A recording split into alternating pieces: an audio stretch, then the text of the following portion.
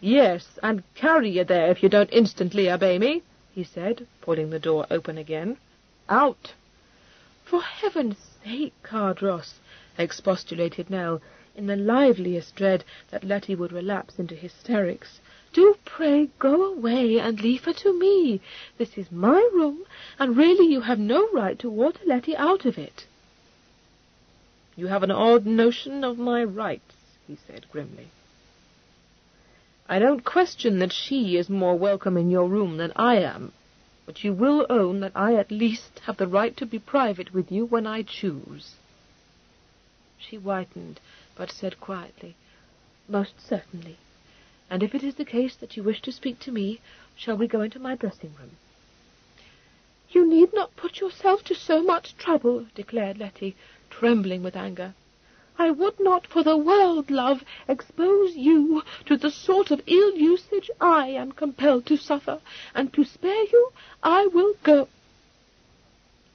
This very noble speech wiped the thunderous look from Cardross's face, and made him burst out laughing. An unlooked-for event which exacerbated Letty, but considerably relieved Nell.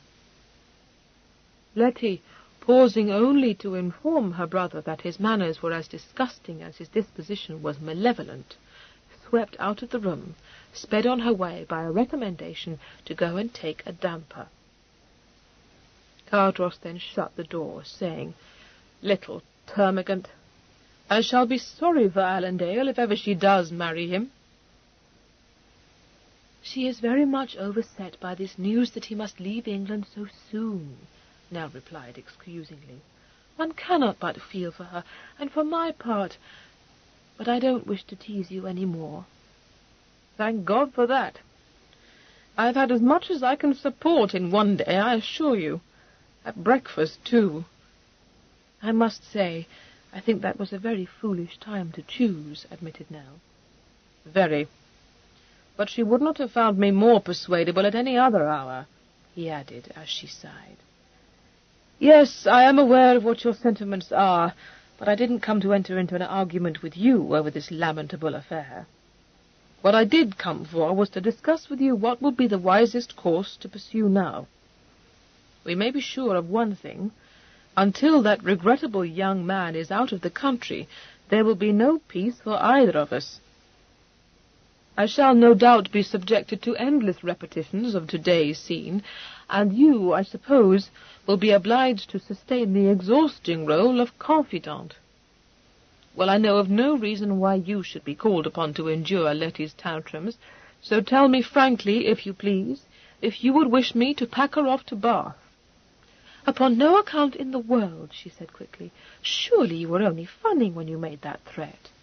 I was, but I didn't then know that Allendale was to leave England so soon. No, don't think of it. It would be so dreadfully unkind to send her out of town when she has so little time left before Mr. Allendale sails. I am persuaded, too, that she would run away, perhaps to Mrs. Thorne, and you would very much dislike that. Only think how it would look. If I know my Aunt Honoria, she would be given no chance to run away, he said with a wry smile. Don't imagine, however, that I wish to send her there. She's a tiresome little wretch, and when she starts brangling and brawling, I could willingly wring her neck. But so much must be laid at the door of her upbringing that I can't feel she deserves quite such a fate as to be delivered up to that dragon of a female. But I don't wish you to be worn to a bone by her nonsense. Indeed I shan't be, and I beg you won't dream of sending her to Lady Honoria. One thing you may be sure of. You have no need to fear an elopement. No, very true, he agreed. Allendale's inability to support a wife must put that disaster beyond the range of possibility. Yes, but that is not quite just, Cardross, she said reproachfully. He may be an ineligible match for poor Letty, but you cannot doubt that his principles are high, and his sense of propriety too great to allow of his entertaining the thought of an elopement, whatever might be his fortune. His principles and his propriety may be as high as the moon, but I have no great opinion of his resolution, Cardross replied. Had that been on the same level, he would never, as his affairs stand, have allowed his fancy for Letty to carry him to the length of applying to me for her hand. She can be an engaging little devil when she chooses, and I will own myself astonished if he is not being led about with a ring through his nose like a performing bear. My dependence is all upon his straitened circumstances. We will keep Letty in London, then, and you won't blame me if she drives you to distraction." He left the room on these words, and after a discreet interval Miss Sutton returned to it, to complete, with lofty dignity, her task of presenting her mistress suitably coiffed and gowned for an appearance in the Chapel Royal. In the event, Nell decided that the hour was too far advanced to admit of her making anything but an undesirably spectacular arrival at the Chapel Royal, and she presently dismissed her carriage, setting out on foot for the Grosvenor Chapel, which place of worship, though frequented by persons of ton, was hardly worthy of Miss Sutton's best efforts. She was accompanied by Letty, having coaxed that injured damsel to go with her, in the hope that religious exercise would bring her to a more proper frame of mind. Unfortunately, the officiating cleric announced as the text for his sermon a verse from the Epistle to the Philippians. "Let nothing be done through strife or vainglory," he pronounced sonorously, "but in lowliness of mind let each esteem other better than themselves." Nell felt Letty stiffen. Nor was there anything in the discourse that followed to produce in either lady any thought suitable to the Sabbath. So opposite to the events of the morning was the sermon that Nell, far from being edified, was hard put to it to stifle a shocking fit of giggles, while Letty, swelling with wrath, could not afterwards be persuaded that Cardross had not suborned the blameless cleric into choosing a text aimed directly at herself. Upon their return to Grosvenor Square, Nell found a note from Dysart awaiting her. No, the porter informed her, his lordship had not called in person, but had sent it by the hand of his groom. Nell bore it upstairs to her dressing-room to peruse it in private, but its contents were disappointing. The Viscount had scrawled no more than a couple of lines to say that he had received her warning, and would take care to keep out of Cardross's way. He remained her affectionate brother Dysart. It was only by the exercise of all the resolution at her command that she was able to refrain from dispatching another letter to him then and there, reminding him of the urgency of her need. Lady Sefton called during the course of the afternoon, and stayed for an hour, uttering cryptic remarks, and peeping at Letty through her fingers as she did so, in a roguish manner that caused that young lady to apostrophize her later as a nasty creature, which was unjust, since beneath her tiresome affectations she was the kindest of creatures. From having been acquainted with Mrs. Allendale for many years, she was pretty well aware of the state of affairs in Grosvenor Square, but even Nell, who liked her, could not acquit her of having come to discover, if she could, any interesting circumstances which had not reached Mrs. Allendale's ears.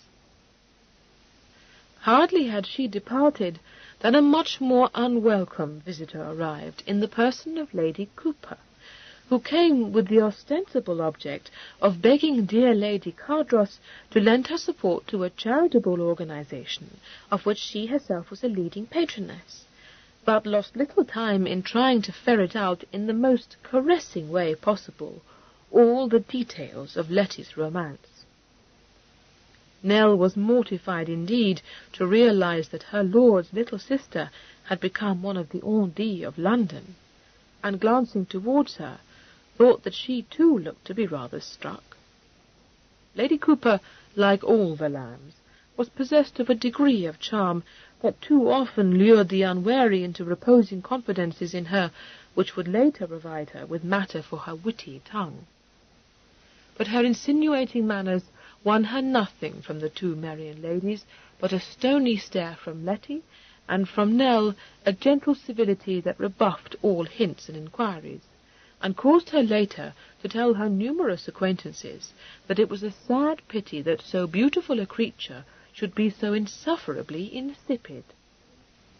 As for her hostesses, no sooner had she taken herself off than they spent an agreeable half-hour abusing her, and in trying to decide whether her worst fault was cutting at people behind their backs, or paying visits in dresses trimmed with positively dirty lace. The evening was enlivened by a spirited attempt made by Letty to convince her brother that in withholding her fortune from her he was guilty of embezzlement. He refused to be drawn into altercation, and even listened to her with great patience when, abandoning this unpromising line of attack, she expatiated on the manifold, if somewhat nebulous, advantages of life in Brazil, and the miseries she would undergo if separated by thousands of miles and an aeon of time from Mr. Allendale. He even tried to coax her into viewing her circumstances with rather more moderation, representing to her in a little amusement, but with a good deal of kindness, that 2 or even 3 years could hardly be thought an aeon of time, and that the possibility of Mr. Allendale's being snatched into marriage by a designing female of Portuguese extraction was too remote to be worthy of consideration. "Don't put yourself in this passion, my dear little sister," he said, taking her hand and giving it a squeeze. "You might be so very much worse off, you know. If I were the unfeeling tyrant you believe me to be, I should have told Allendale never to think of you again, and that is certainly what the world will say I should have done. And I haven't said it, and I shall not. But you must not expect me to allow you, at 17, to throw yourself away on a young man who has neither birth nor position, and stands as yet only on the threshold of his career. I shan't do it. So stop coming to cuffs with me like a good girl and try to be a little wiser." She stared bleakly up into his face, her own very set. "You wouldn't talk so if you had ever loved anyone as I loved Jeremy. You cannot know what it is to form a lasting passion." He dropped her hand. "You are mistaken," he said, in an even tone, and turned away from her to address some light commonplace to his wife. Letty flushed vividly, and said, "I am not mistaken. You may think you have a heart, but you haven't. You don't like to be told that, but it's true."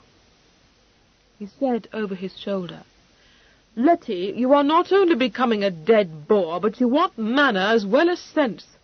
Let me tell you that until you learn to behave with propriety, you will make the worst wife imaginable for a diplomat." "Jeremy," said Letty, her bosom heaving, "thinks me perfect." "Which," remarked Cardross, as she slammed herself out of the room, "gives me no very high idea of his understanding." Nell smiled, but said only, as she rose from her chair, "I think I should follow her. She has been very low and depressed all day, and you know how it is with her. When she is happy, I never knew anyone whose spirits mounted so high, but they can be all dashed down in a minute, and then she knocks herself up with one of her fits of crying." "I have very little patience to waste on such distempered freaks," he replied. "The truth is that she has been spoilt to death, and cannot endure to have her will crossed." "Oh, yes," she agreed, "but you would not wish her to cry herself into a fever." "Nonsense," he said irritably, adding, however, after a frowning moment, "I don't wish her to wear your spirits down, at all events. I suppose she will make us endure weeks of sulks. There is no doing anything until Allendale has sailed. But how would it be if I took a house in Brighton, after all, instead of going home to Marion at the end of the season? Do you remember how cross she was when I refused to take her there? I had nothing but scowls from her for a full week. Well, Prinny's parties are not what I would choose for her, but if it would divert her to go there—" Perhaps it would divert her a little, she answered. She raised her eyes and added, after a moment's hesitation, "Not very much, however. I don't mean to vex you, Cardross, but I think you don't perfectly understand. You hope that Letty will forget Mr. Allendale, but she won't. You see, she loves him." "A child of her age? What does she know of the matter?" She coloured faintly, and managed to say, though not easily, "I was not very much older when you offered for me." His eyes turned towards her, an arrested expression in them. He did not answer her immediately, and when he did speak, it was with a certain deliberation. "No, you were not, were you?"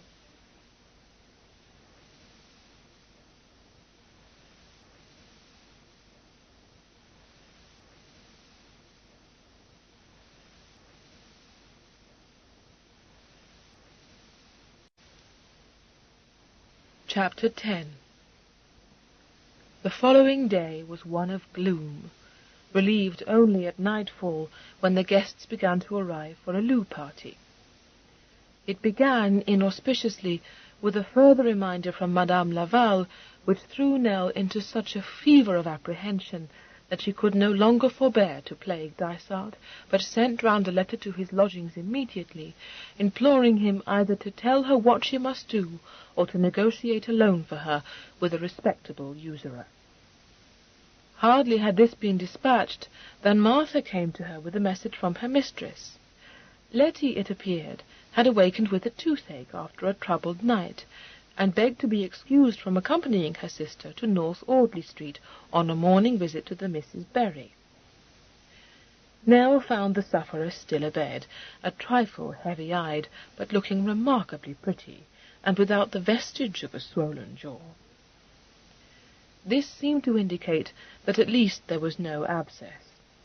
But when Letty announced, in the voice of one dwindling to decay, that she thought perhaps the pain would go off if she remained quietly in bed, Nell was resolute in insisting that she should visit the dentist. She was not surprised by Letty's reluctance to do so, for the prospect of having a tooth drawn was not one which she herself could have faced with equanimity. But when Letty said at last that she would go, and that Martha should accompany her, so that Nell need not postpone her duty call in North Audley Street, she began to suspect that the toothache was not unconnected with this call. The late Lady Cardross had been a close friend of both the Berry sisters, but her daughter, ungrateful for the kindly interest they took in her, could be depended on to find ingenious excuses for not visiting them. She said that Miss Berry was quizzy, and Miss Agnes cross, and nothing bored her more than to be obliged to drive down to Little Strawberry to spend the day with them. Indeed, she had brightened so perceptibly when Miss Berry, on the occasion of her last visit to the Marian ladies, had confided with a sigh that she was compelled to find a tenant for Little Strawberry, that Nell had been positively ashamed of her, and had later taken her severely to task for heartlessness and incivility. So she now eyed the spoiled beauty measuringly, and said that she herself would take her to visit Mr. Tilton. Had she been feeling less oppressed, she must have laughed at the smouldering look of resentment cast at her from beneath Letty's curling lashes. Happily for Letty, who, by the time she was handed into the sinister chair in Mr. Tilton's room, was in a quake of fright, that worthy practitioner could find nothing amiss with her teeth. In his opinion, the pain she was enduring so bravely was due to a nervous tic. He recommended bed and a few drops of laudanum as a composer, a prescription which Nell inexorably forced her unwilling sister to carry out, with the result that by 4 o'clock Letty announced herself to be perfectly cured, and got up to array herself for the evening's party. She was not in spirits, but somewhat to Nell's surprise, and greatly to her relief, she had made no further reference, after a bitter outburst on the previous evening, to Cardross's cruelty. She seemed to have realized that there could be no moving him, and while the droop to her mouth and the brooding look in her eyes held out every promise of a fit of the sullens, Nell could not but feel she could bear this better than the exhausting and quite fruitless discussions she had been lately compelled to enter into. Dysart did not come, but as the retired gentleman's gentleman in whose establishment he resided rather thought that he had gone out of town to see a prize fight, this was not wonderful. Nell could only hope that he would find the time to send a written answer to her letter, since, if he were to call in person in Grosvenor Square on the following day, he would not find her at home. She was engaged to take Letty to an al fresco party at Osterley. There was no letter from him in the morning, and had her hostess been any other than Lady Jersey, whom it would be very dangerous to offend, she would have been much inclined to have cried off from the party. It was impossible to do so, however, without giving grave offence, for Lady Jersey had been one of the guests at her loo party, and would certainly not believe any tale of sudden indisposition. "Oh, no," Letty agreed. "It would be quite shocking if you did not go. But I am sure I need not, for I have not the least heart for it, besides being teased by this horrid tick. I mean to stay at home with a shawl round my head." "And Paley's sermons in your hand, I dare say," exclaimed Nell. "For shame, Letty, you have no more tick than I have." "Even if I have not, I won't be forced to go to parties when I am in the deepest affliction," said Letty, flushing. "I don't doubt it would suit Cardross very well to be able to say that if I continue to do so, it is plain he has not done his best to break my heart, but he shan't have that satisfaction, and so you may tell him I won't go." "Indeed, Letty, you must go," Nell said earnestly. "You cannot surely wish to have your affairs made the subject of gossip. Think how vexed you were when Lady Sefton and Lady Cooper came here on Sunday to try if they could discover what truth there is in the rumours that are going about. Pray do not wear your heart on your sleeve, my dear. It is so very unbecoming." "I won't go," Letty reiterated mulishly. "Won't go where?" asked Cardross, coming into the room in time to hear this declaration. "I won't go to Osterley with Nell, and I don't care if people do gossip." "Of course you will go to Osterley," he said calmly. "What excuse could you possibly offer for crying off?" "I have already told Nell I have the tick, and if she doesn't choose to believe me, she need not. But you can neither of you force me to go." "Doesn't Nell believe you? How unfeeling of her. I believe you, my pet, and I will send a message round to Dr. Bailey desiring him to call." He added, the glimmer of a smile at the back of his eyes, "My own engagements are of no particular moment, and I will promise to remain at home with you." "Rather than endure your company, I will go to Osterley," said Letty, quivering with suppressed fury. "Yes, I thought you would," he observed, holding the door for her to pass out of the room. He raised an eyebrow at Nell, and said, as he shut the door again, "What mischief is she plotting? A clandestine meeting with Allendale?" "I don't know," Nell said worriedly. "I hope not, but I own I can't feel easy about her. I do most sincerely sympathize with her, but it will not do for her to be meeting him in such a way. You won't mention this to her, but I fear she has let her partiality for him be too clearly seen, and there is already a little gossip about her in a certain set." "The devil there is! Take care, then, she doesn't give you the slip. Secret meetings I will not endure." "No, indeed. But I have been wondering, Cardross, if you would permit me to invite Mr. Allendale to dine with us before he leaves England. Poor Letty! It is very hard if she is not even to be granted the opportunity of taking leave of him." "Lending my countenance to an engagement of which I disapprove," he said quizzically. "No more than you have done already, in saying that they may be married when he returns from Brazil," she urged.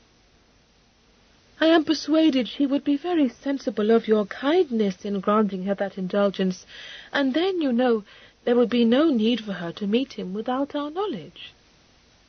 He looked sceptical, but shrugged, and said, "Very well. You may do as seems best to you." "Thank you. I will tell her, and I do hope it may comfort her a little."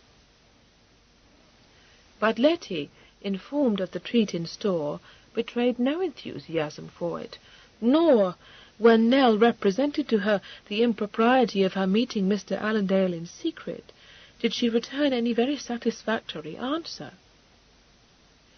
She sat beside Nell in the carriage, looking the embodiment of discontent, but grew rather more cheerful at Osterley.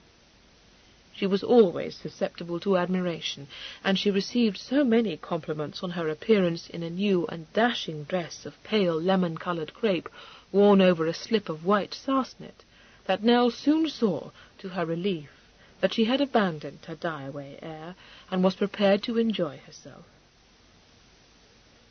Shortly after noon, the porter at Cardross House opened the door to the Viscount Dysart. His lordship, who was dressed for travel in breeches and top-boots, trod briskly into the hall and demanded his sister. Upon learning that she had gone off on an expedition of pleasure with the Lady Letitia, he looked first thunderstruck and then wrathful, and exclaimed, "Gone to Osterley? Well, hell and the devil confound it! Did she leave any message for me?" "No," the porter said apologetically. He did not think her ladyship had left a message, unless perhaps with Farley. The Viscount turned an impatient and inquiring look upon Farley, who had appeared from the nether regions, and was bowing to him with stately civility. "Did her ladyship say when she would be back?" he demanded. "No, my lord, merely that she had no expectation of being late. I understand it is an al fresco party, something doubtless in the nature of a picnic." "Well, if that don't beat all hollow," said the Viscount involuntarily, and in accents of disgust. "I fancy that his lordship has not yet gone out, my lord, if you would care to see him. Mr. Kent was with him, but—" No, I won't disturb him if he's got his man of business with him," interrupted Dysart with aplomb. "In fact, there's no need to tell him I called. Came to see her ladyship on a private matter." "Just so, my lord," said Farley, accepting with a wonderful air of unconsciousness the handsome douceur which the Viscount bestowed on him. "I'll step up to her ladyship's dressing-room and write a note to her," said Dysart. "And you'd better give me my hat again. I don't want his lordship to catch sight of it." However, the porter undertook to keep the hat hidden from his master's eyes, so Dysart, quite unembarrassed, told him to see that he did, and, declining escort, went off up the broad stairway. "As bold as Beecham, that's what he is," remarked the porter, carefully setting the hat down under his huge chair. "Down as a hammer, up like a watch-boy. Got some new bobbery on hand from the look in his ogles. Ah, well, he ain't one of the stiff-rumped sort, that's one thing, and it don't matter to him if he swallowed a spider. You won't catch him forgetting to tip a cove, he's earnest. There's plenty as wouldn't give me more than a board for hiding their tiles, but you mark my words if he don't fork out a hind coach wheel. What are you dropping your famble, Mr. Farley?" But Farley, revolted by such vulgar curiosity, merely withered him with a stare before retiring again to his own quarters. 20 minutes later, the Viscount came lightly down the stairs again, pausing for a moment on the half-landing to make sure the coast was clear. Encouraged by a nod and a wink from the porter, he descended the last half-flight, and handed over a sealed billet. "Give that to her ladyship, will you, George?" "Yes, my lord." "Thank you, my lord," said the porter, as a large and shining coin followed the billet. "And if you want a sure thing for the King's plate at Chester tomorrow," added the Viscount, setting his high-crowned beaver on his head and pulling on his gloves, "put your blunt on cockroach." The porter thanked him again, but with less fervour. A keen student of the turf, he perceived that his lordship had taken to betting the long odds, and he could only regret his imprudence. If that was his new lay, there would be a sad dwindling of the stream of heavy silver coins that fell from his hand. Nell, eagerly deciphering the scrawl some hours later in the privacy of her bedchamber, no sooner made herself mistress of its contents than she read it a second time, more slowly and with a knit brow, unable to decide whether she ought to be consoled by its message or alarmed. "What the devil," wrote Dysart without preamble, "is the use of setting up a squawk for me to come and see you if the next thing you do is to go jauntering off on a picnic? I can't wait to see you, for I'm going out of town for a day or two, but you may as well stop fretting and fuming, because I've hit on a way of setting all to rights, and more besides. I shan't tell you what it is, because 10 to 1 you wouldn't like it, for I never knew anyone with more buffle-headed scruples. I dare say you would have tried to throw a rub in the way had you been at home, so I'm just as glad you're not. If that hog-grubbing mantua-maker of yours starts dunning you again before I get back to town, tell her she shall be paid before the week's out. Now don't be in a pucker, my dear sister, for we shan't fail this time. And don't get to wondering if I've sold you precious sapphires or anything else you dote on, for I have not. Your affectionate brother Dysart. P.S.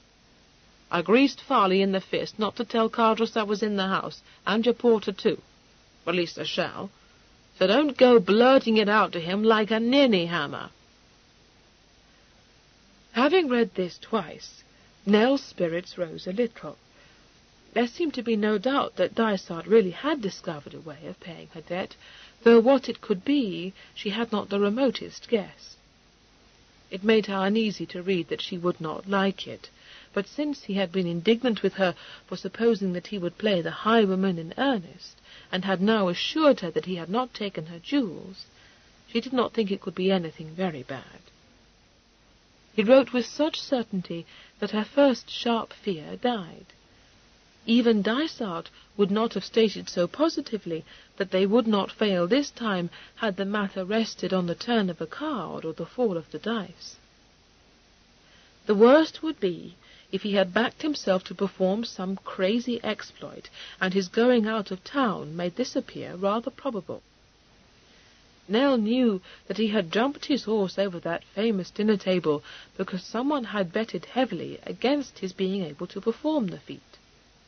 She knew also that no dependence could be placed on his refusing a dangerous wager, because he was so much a stranger to fear that his anxious relatives had more than once entertained the unnerving suspicion that he was incapable of recognizing peril, even though it stared him in the face. Vague but hideous possibilities began to suggest themselves to her, but before she had made herself quite sick with apprehension, common sense reasserted itself, and she thought what a fool she was to suppose that even the most totty-headed of his cronies would offer him a wager, the acceptance of which would put him in danger of breaking his neck. For 24 hours she hung between hope and fear, and then a blow, more crushing than any she had thought possible, almost annihilated her.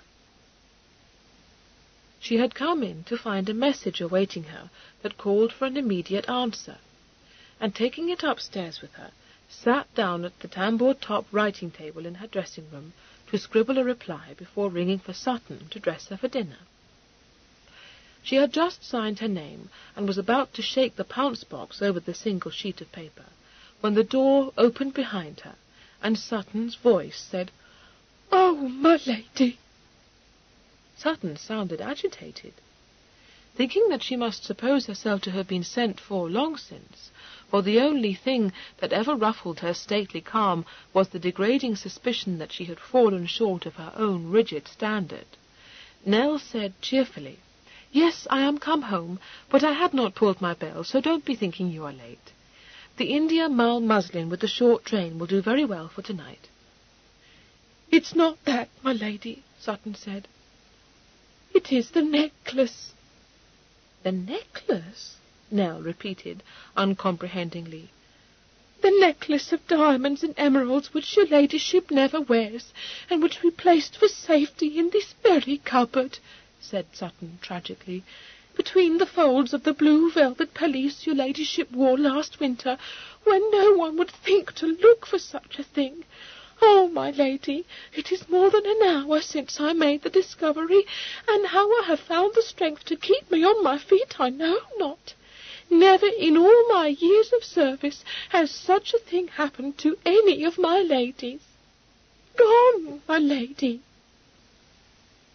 Nell sat turned to stone.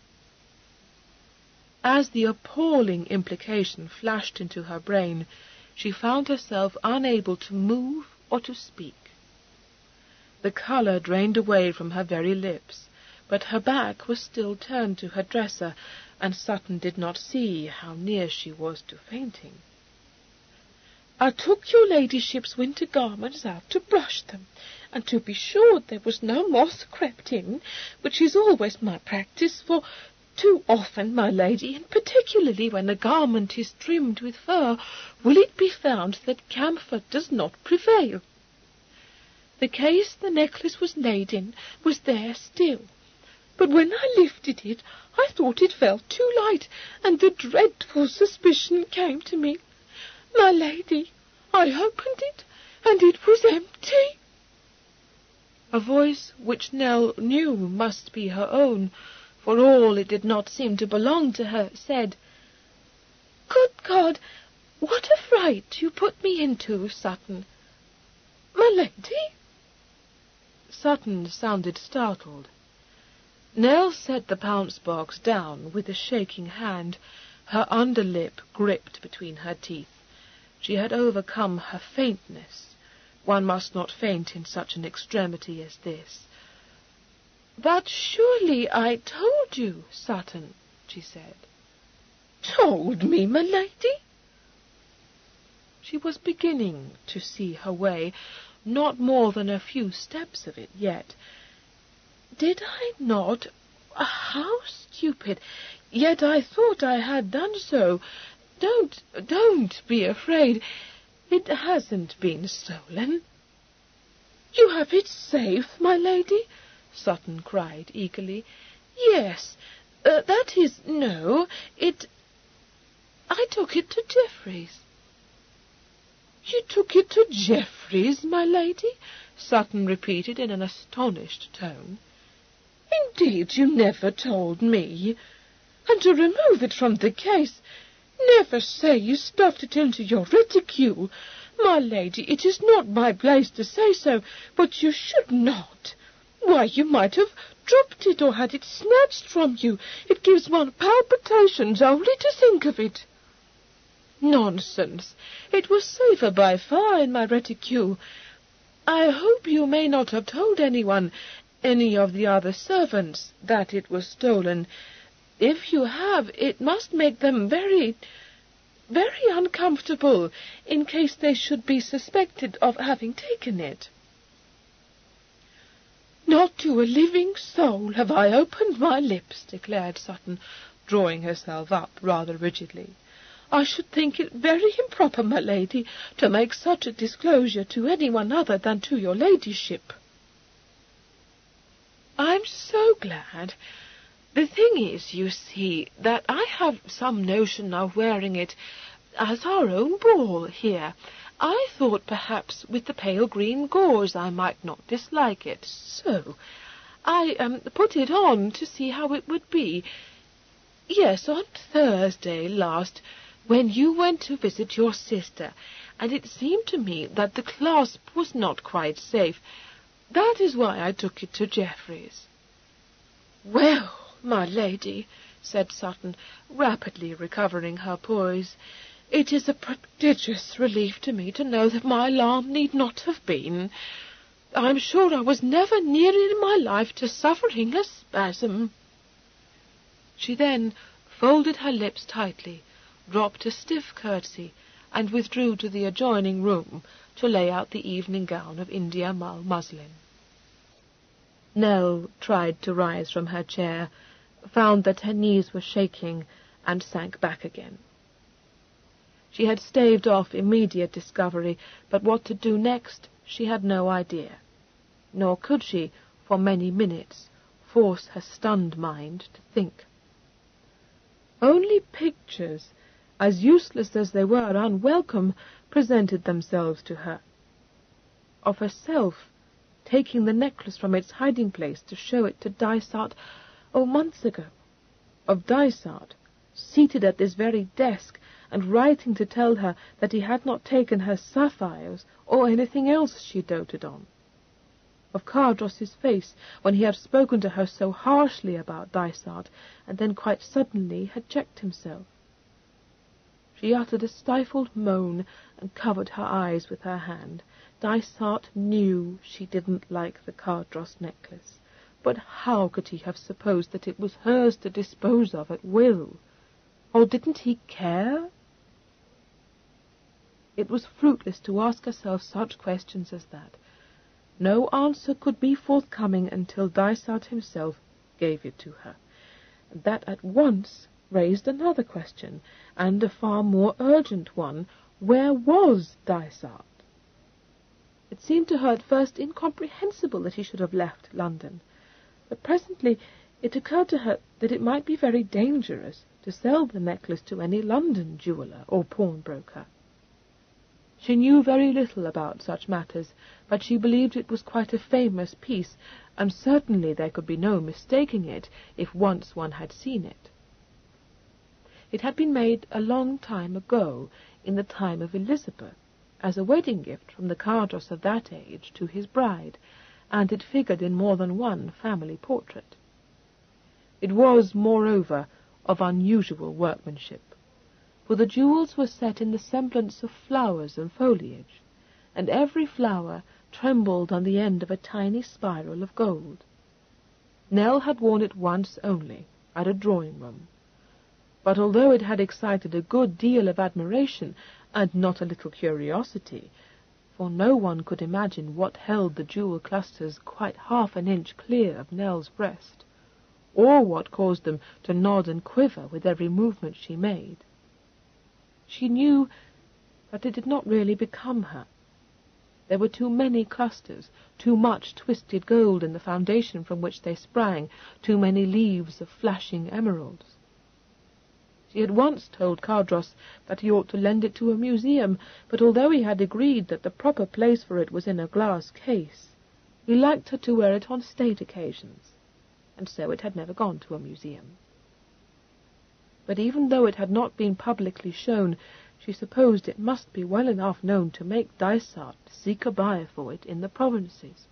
She wondered hopelessly how he expected her to conceal the loss, whether he had found some craftsman skilled enough to copy the necklace, or whether, and this was the best she could hope, he had not sold it, but pledged it. She became aware of Sutton coughing discreetly in the adjoining room. It was growing late, and though one might stand on the brink of a deep chasm of disaster, one was still obliged to dress for dinner.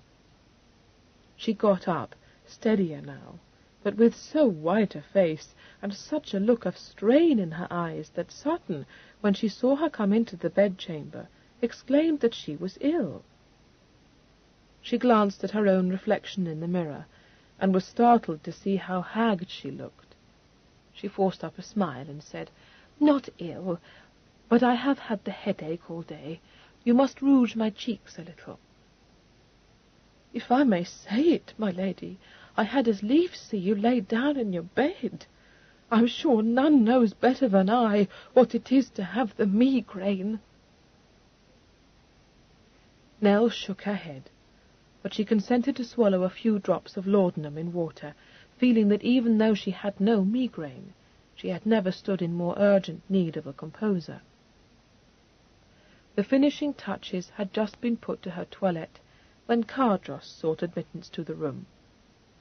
A sudden terror that Sutton might mention the disappearance of the necklace to him darted through Nell's mind, and made her tongue cleave to the roof of her mouth.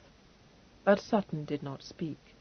Her face was always rather immobile, and in Cardross's presence it became mask-like. She dropped a slight curtsy, and at once withdrew, according to her correct practice.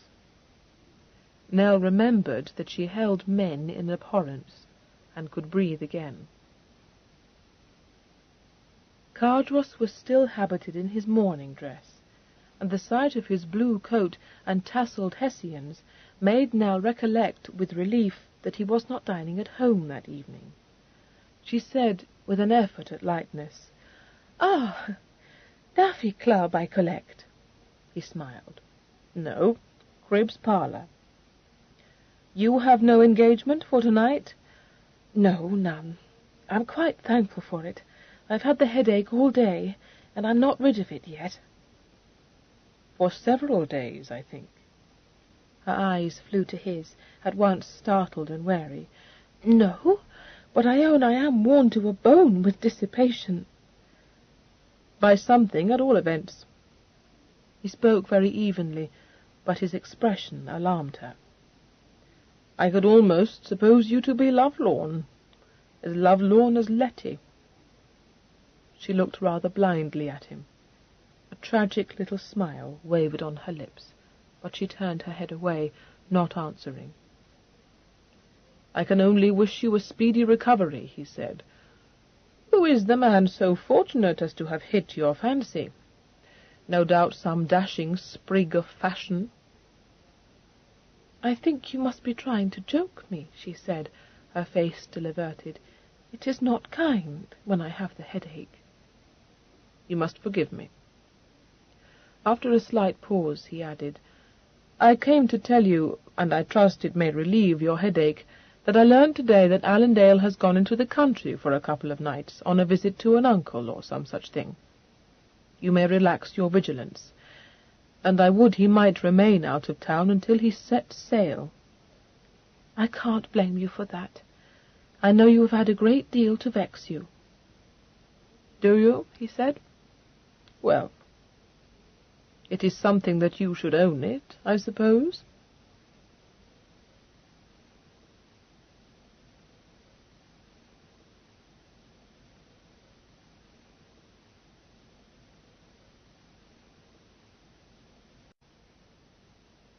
Chapter 11. The night, though she spent the better part of it in desperate thought, brought Nell no counsel, and certainly no comfort. While Dysart remained out of her reach, there seemed to be nothing she could do. There was no way even of finding him, for though they might know at his lodgings where he had gone, she could not follow him.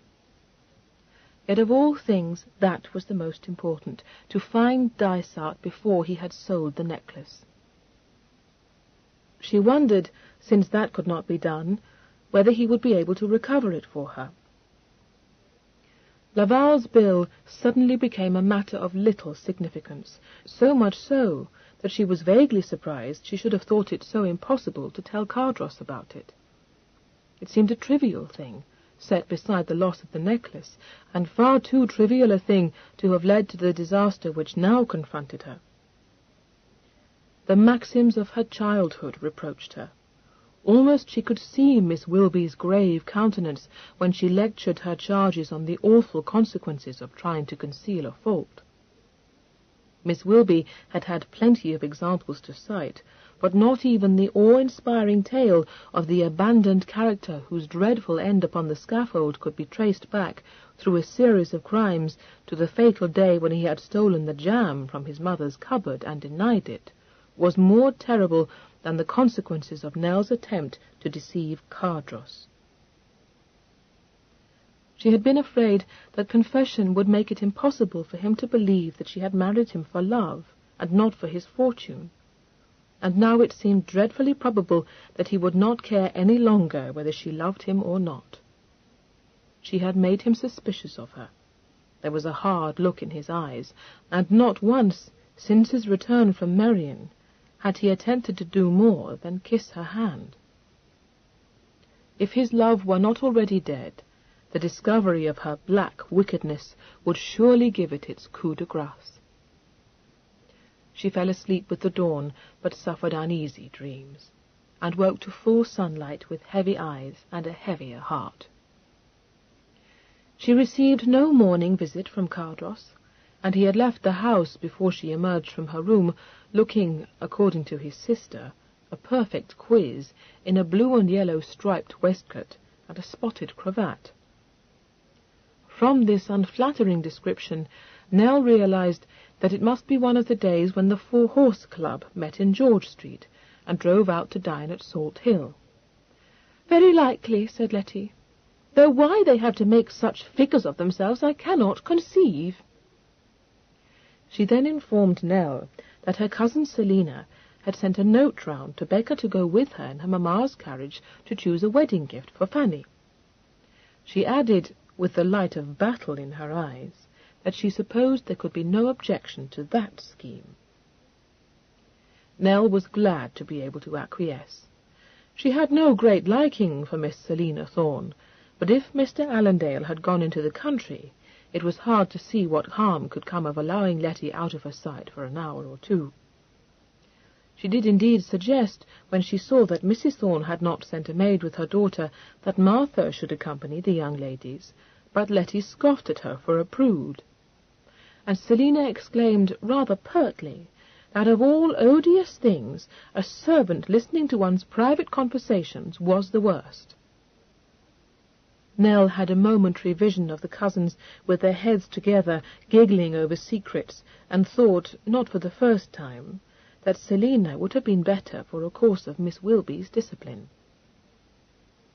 She said no more, however, and after arguing for a few minutes about the nature of the gifts to be chosen, the girls went away, their first objective, Nell guessed, being the Pantheon Bazaar, in which fascinating mart, though they might not discover a suitable wedding gift, they would certainly fritter away a good deal of money on ingenious trifles for themselves.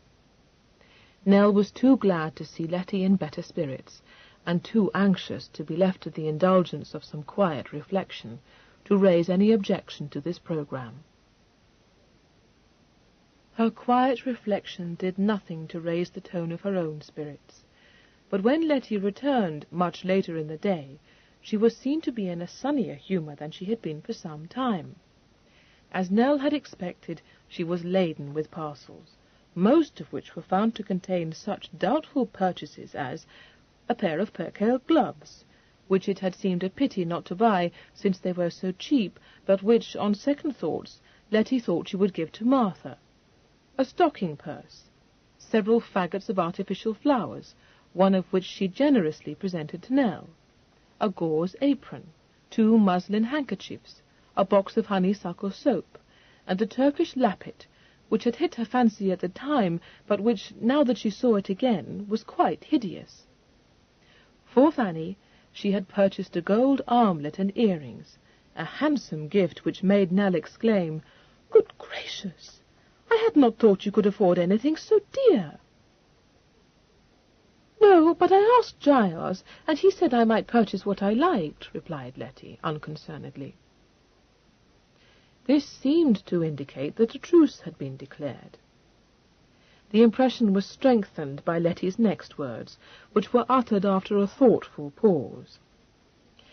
"He says it is true that he told you you might invite Jeremy to dine here." "Of course it's true." "Well, I thought very likely it was a hum, but if it was not, I expect it was your notion, and you coaxed him into it. I am very much obliged to you. When will you write to Jeremy?" "Whenever you wish," Nell replied. "Now, if you desire me to." "Oh, no, there is no occasion for you to do so now. He is gone to visit his uncle, you know, and he did not expect to be in London again until tomorrow evening. I was thinking, love, that if we were to go to Almack's on Friday, I dare say we should meet him there, and then, don't you think, we could discover when it would be convenient for him to come to us?" It was evident from this speech that an assignation at Almack's had already been made. Nell did not feel equal to giving a promise that she would attend the assembly, but she said that she would do so if she felt well enough, and with this Letty, after a little more coaxing, was obliged to be content. In the state of wretchedness she was in, Nell could not think of taking part in such a frivolous entertainment without a shudder, but she did manage to extract a grain of comfort from the reflection that the first fury of Letty's passionate despair had worn itself out, and she was not contemplating any immediate act of imprudence. The more compliant mood lasted. Letty was able to see Cardross again without ripping up, and although her spirits were languid, and her manner lacked its usual liveliness, there could be no doubt that she was making a serious endeavour to mend her temper. The hope that Dysart would come to her kept Nell at home on the following day. Cardross was to have escorted both his ladies to a review in Hyde Park, but in the end only Letty went with him. She had said at first that she was in no humour for it, but upon Nell's appealing to her to bear Cardross company, so that she herself might nurse a headache at home, she at once agreed to go. She was too much absorbed in her own troubles to perceive that her sister-in-law was looking far from well until her attention was directed to this circumstance. But when Sutton told her that she was in quite a worry over her mistress, she was instantly ready not only to do what was asked of her, but a great deal that was not asked, such as placing cushions behind Nell's head, a stool under her feet, and a shawl across her knees, bathing her brow with vinegar, offering her all manner of remedies from hartshorn to camphor, and inquiring every few minutes if she felt a degree better. Nell endured these ministrations patiently, but Cardross, coming to see how she did, exclaimed, "Good God, Letty, don't fidget her so! Enough to drive her into a fever!" Letty was inclined to take affront at this, but he pushed her out of the room without compunction, telling her to go and put her hat on, since his curricle would be at the door in 5 minutes. "And if you want me to let you handle the ribbons, take that pout from your face," he recommended. He turned and went back to Nell's chair, and held her wrist in his hand for a moment. Under his fingers her pulse was flurried enough to make him say, "If you're not better by the time we return, I'll send for Bailey." "Oh, no, pray do not. Indeed, I'm not ill. Only I still have the headache, and it seems foolish to go out in this hot sun," she replied quickly. "I shall be perfectly well presently." "I hope you may be," he said, laying her hand down again. He glanced at Sutton. "Take care of her ladyship." An extremely dignified curtsy was all the answer vouchsafed to this behest. From the dresser's downcast eyes and lifted brows, he might have inferred that she was deeply offended, but he did not look at her again. His gaze had returned to his wife's face. His expression seemed to her to soften, and after hesitating for a moment, he bent over her and lightly kissed her cheek. "Poor Nell," he said. He was gone before she could say a word, leaving her with an almost overpowering inclination to cry her heart out. She managed to overcome it, and to assure Sutton, with very tolerable composure, that she was already better, and needed nothing to restore her to her usual health, but to be left to rest quietly for an hour or so.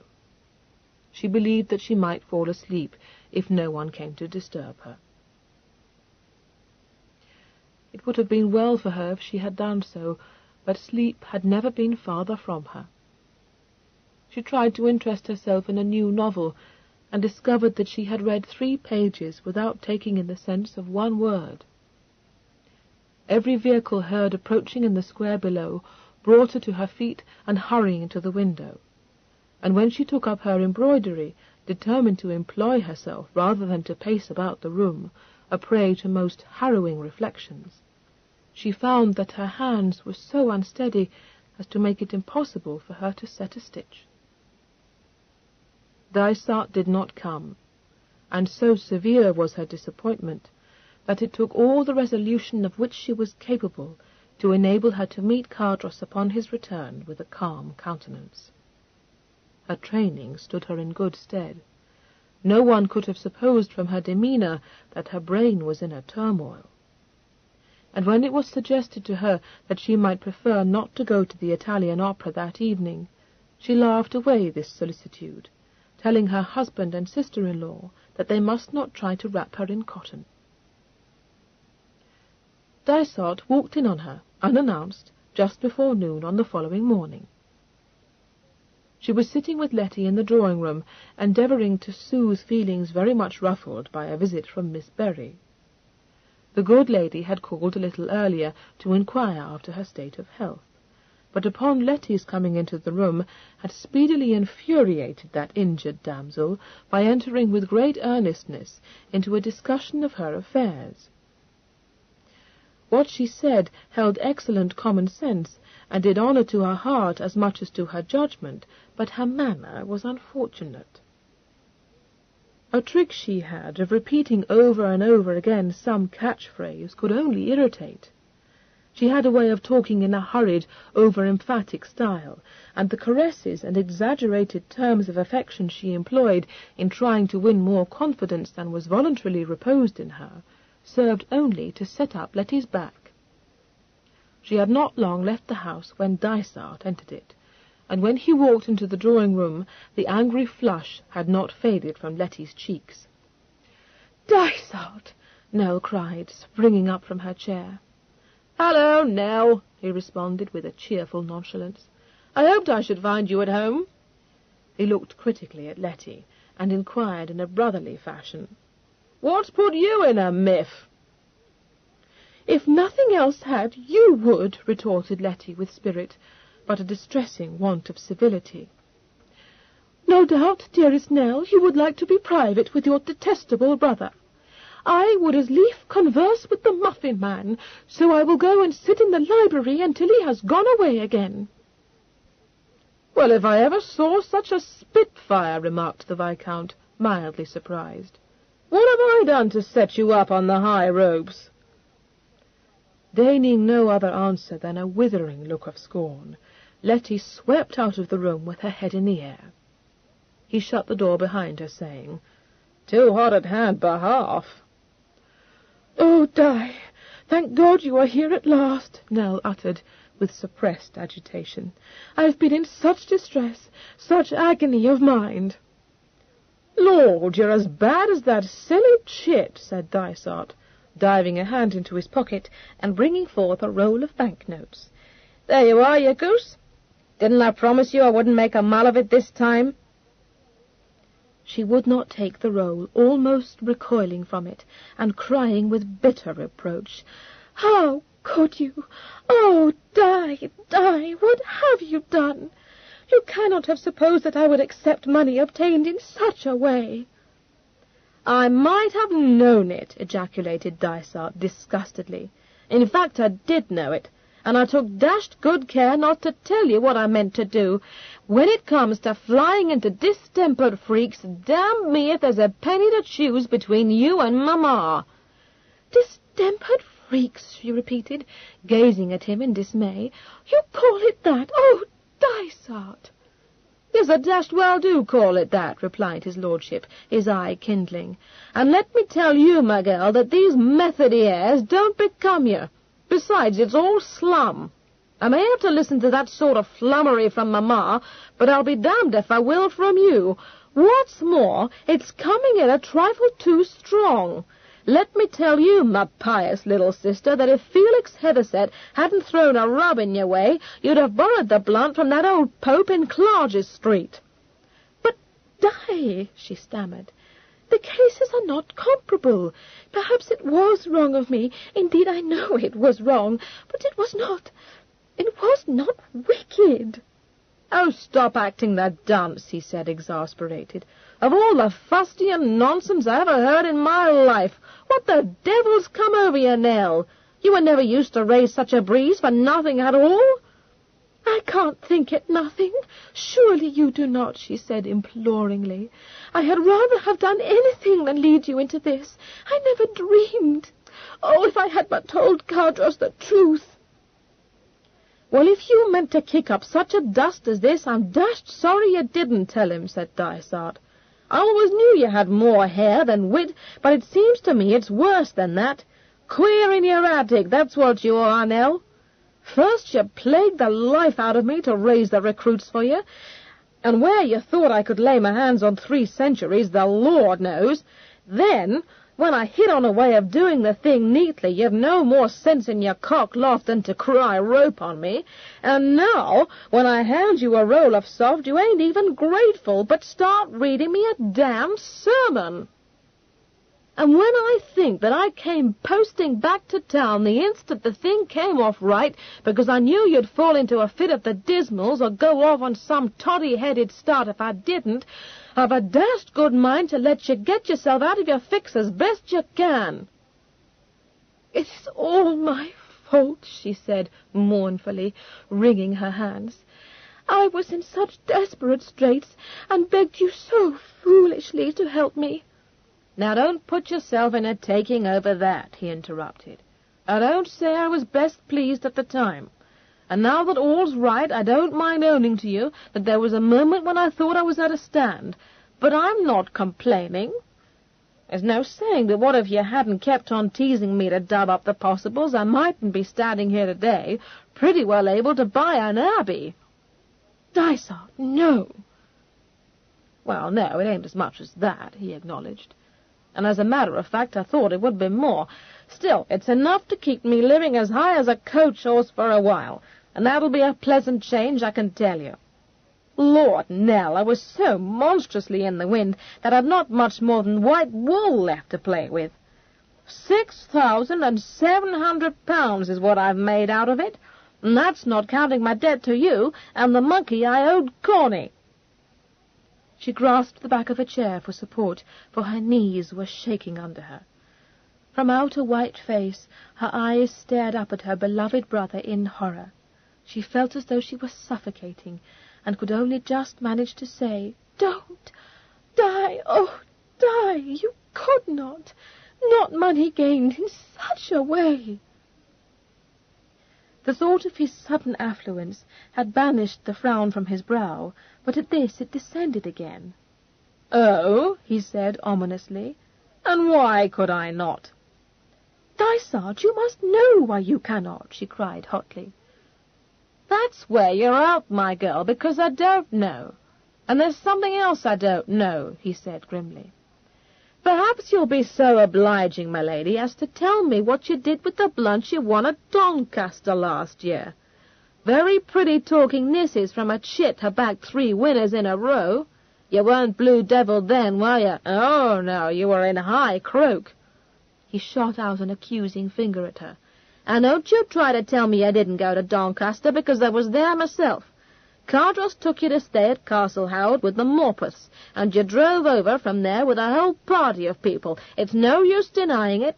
Why, I remember how you told me that the only thing you didn't like at Castle Howard was the old Earl, because there was so much starch in him that he frightened you to death. Now then, how do you mean to answer that, pray?" Utterly bewildered, she stammered, But, I don't understand. What has that to say to anything? I remember perfectly, but—" She broke off suddenly and gave a gasp. "Oh! Can it be possible that— Oh, Di! Dearest, dearest Di! Did you win that money?" "Well, of course I did," he replied, in the liveliest astonishment. "How the devil else was I to do that trick?" She sank down on the sofa, wavering between tears and laughter. "Oh, how stupid I've been! I thought— Oh, never mind that. Di, has the luck changed at last? Tell me how it was. Where have you been? How— Oh, tell me everything." "Chester for the King's plate," he replied, eyeing her uneasily. She seemed to him to be in queer stirrups, and he was just about to ask her if she felt quite the thing, when a happy explanation occurred to him. "I say, Nell, you haven't sprained your ankle, have you?" he demanded, grinning at her. "Sprained my ankle? No," she answered, a good deal surprised. "What I mean is, in the family way." She shook her head, colouring. "No," she said sadly. Oh. Thought that must be it. He saw that her face was downcast and said bracingly, No need to be moped. Plenty of time yet before you need to think of setting up your nursery. Shouldn't wonder at it if you were like Mamma. Yes, that is what she thinks, but... Oh, never mind that. Tell me how all this came about. He sat down beside her. Lord, it was the oddest thing. A 15-to-1 chance, Nell. And I'd no more notion of laying my blunt on it than the man in the moon. Well, I didn't know the horse existed, and as for backing it, anyone would have laid you odds there was only one horse entered that could beat Firebrand, and that was Milksop. But what do you think happened to me? She shook her head wonderingly, and he gave a chuckle. Sort of thing that only comes to a man once in a lifetime. It was on a Saturday night that it started. I thought I might take a look in at the... Well, doesn't signify telling you the name of the place. You wouldn't know it. It's a club I go to now and then. Anyway, I called for a tankard there, drank it off, and damn me, if there wasn't a great cockroach in the pot. Ugh! Exclaimed Nell, shuddering. Yes, didn't like it above half myself, agreed the Viscount. But the queer thing about it was that it wasn't dead. Seemed a bit lushy when I tipped it out on the table, but dash it, what could you expect? Got quite lively after a while, so we matched it against a spider that a friend of mine picked off its web.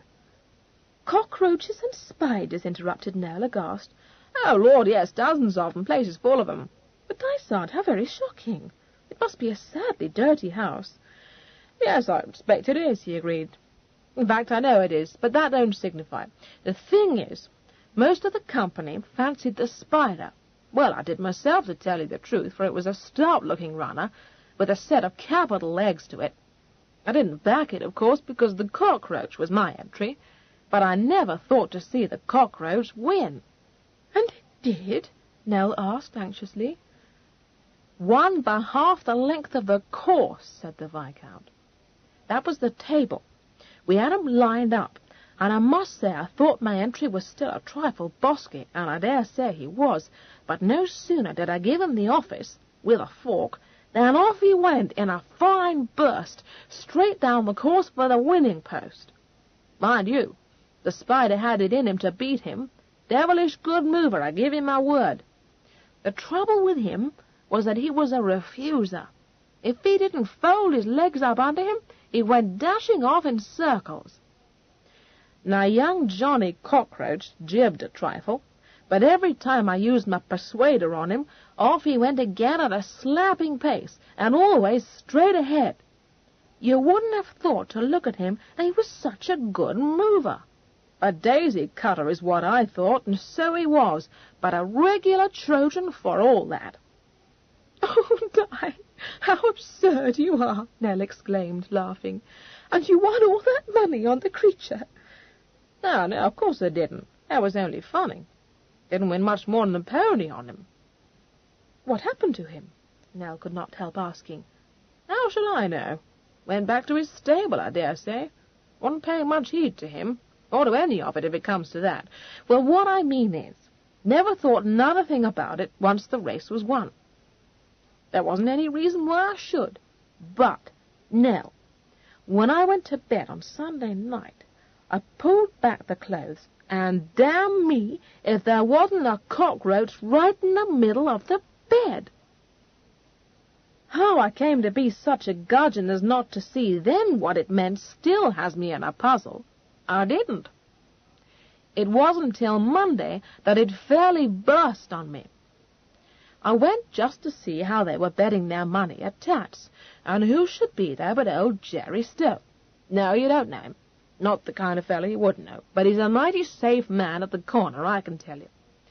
Did him a trifling service once, no great matter, but to hear him, you'd think I'd saved his life. Well, the long and the short of it was that he'd told me in my ear to put all my blunt on Cockroach for the King's Plate at Chester. That fairly sent me to grass, I can tell you.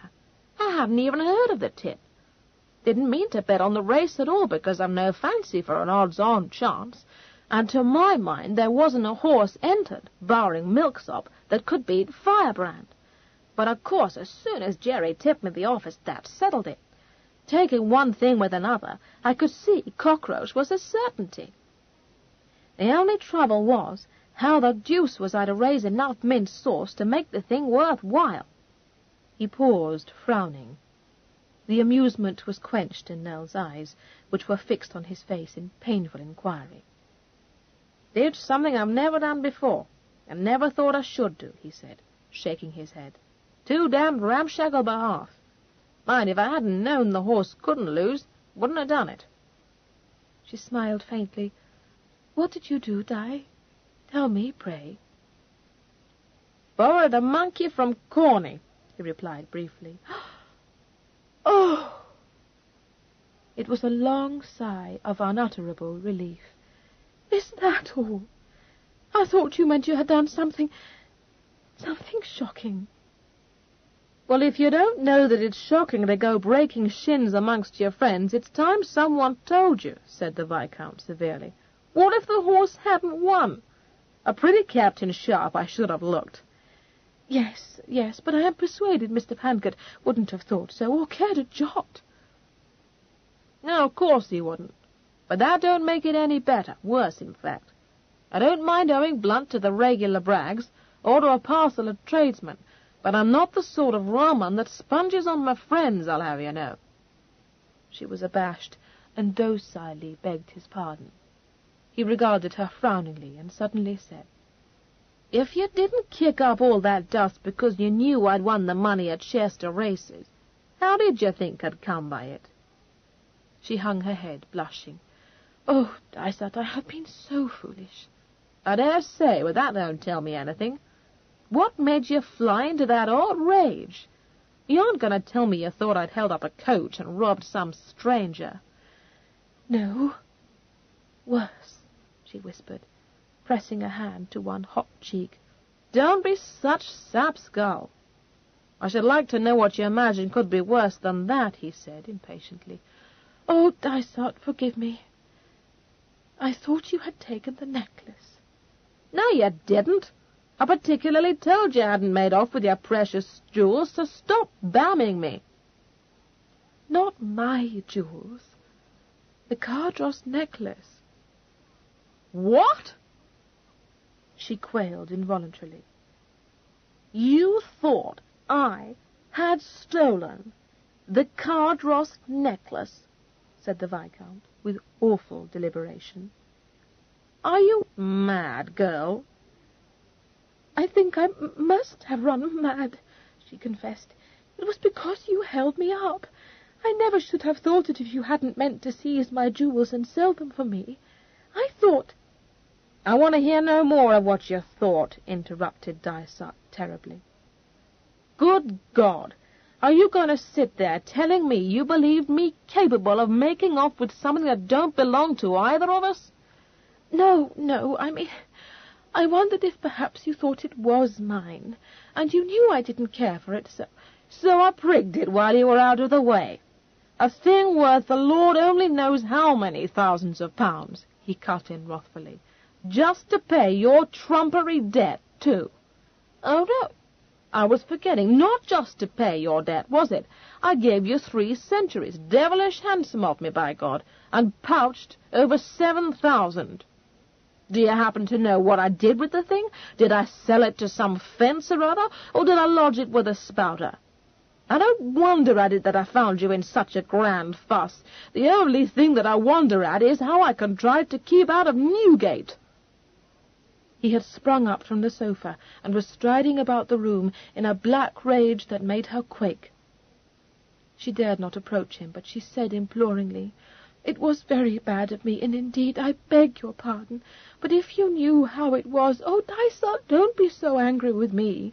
Everything has been so dreadful, and I fear my mind is less strong than I had believed it. I knew how much I had teased you, and when I read your letter my first thought was that you had backed yourself to win some reckless wager. I didn't entertain the least suspicion then. It was when I knew the necklace had gone, and you had written the letter in the very room where it was hidden, and I remembered that I had shown you once. Oh, it was unpardonable of me, but—" He had stopped his pacing, and was standing staring down at her, an arrested expression in his eyes. "Just a moment," he interrupted sharply. "You don't mean that, do you? That the necklace has gone?" "Yes, I do mean it. That was what overthrew my mind, Di." "My God!" he ejaculated, turning a little pale. "When did you discover this?" "The next day, on Tuesday. It wasn't I, but my dresser who discovered it. She told me immediately, and that was when it flashed into my mind that if I had had time to think, perhaps I should not. But I hadn't. Never mind that. What did you say to your woman?" "That I had taken the necklace to Geoffrey's to have the clasp mended. She assured me she hadn't spoken of the loss to a soul, and I told her not to do so, and I am persuaded she has not." "Cardross doesn't know?" No. How could you think I would tell him when I thought it was you who had taken the necklace?" He drew an audible breath. "That's the dandy, isn't it?" he said with blighting sarcasm. "It's been missing for 3 days, and your damned dresser knows it, and you haven't seen fit to tell Cardross or to make the least push to recover it. Famous! And now what do you mean to do, my girl?"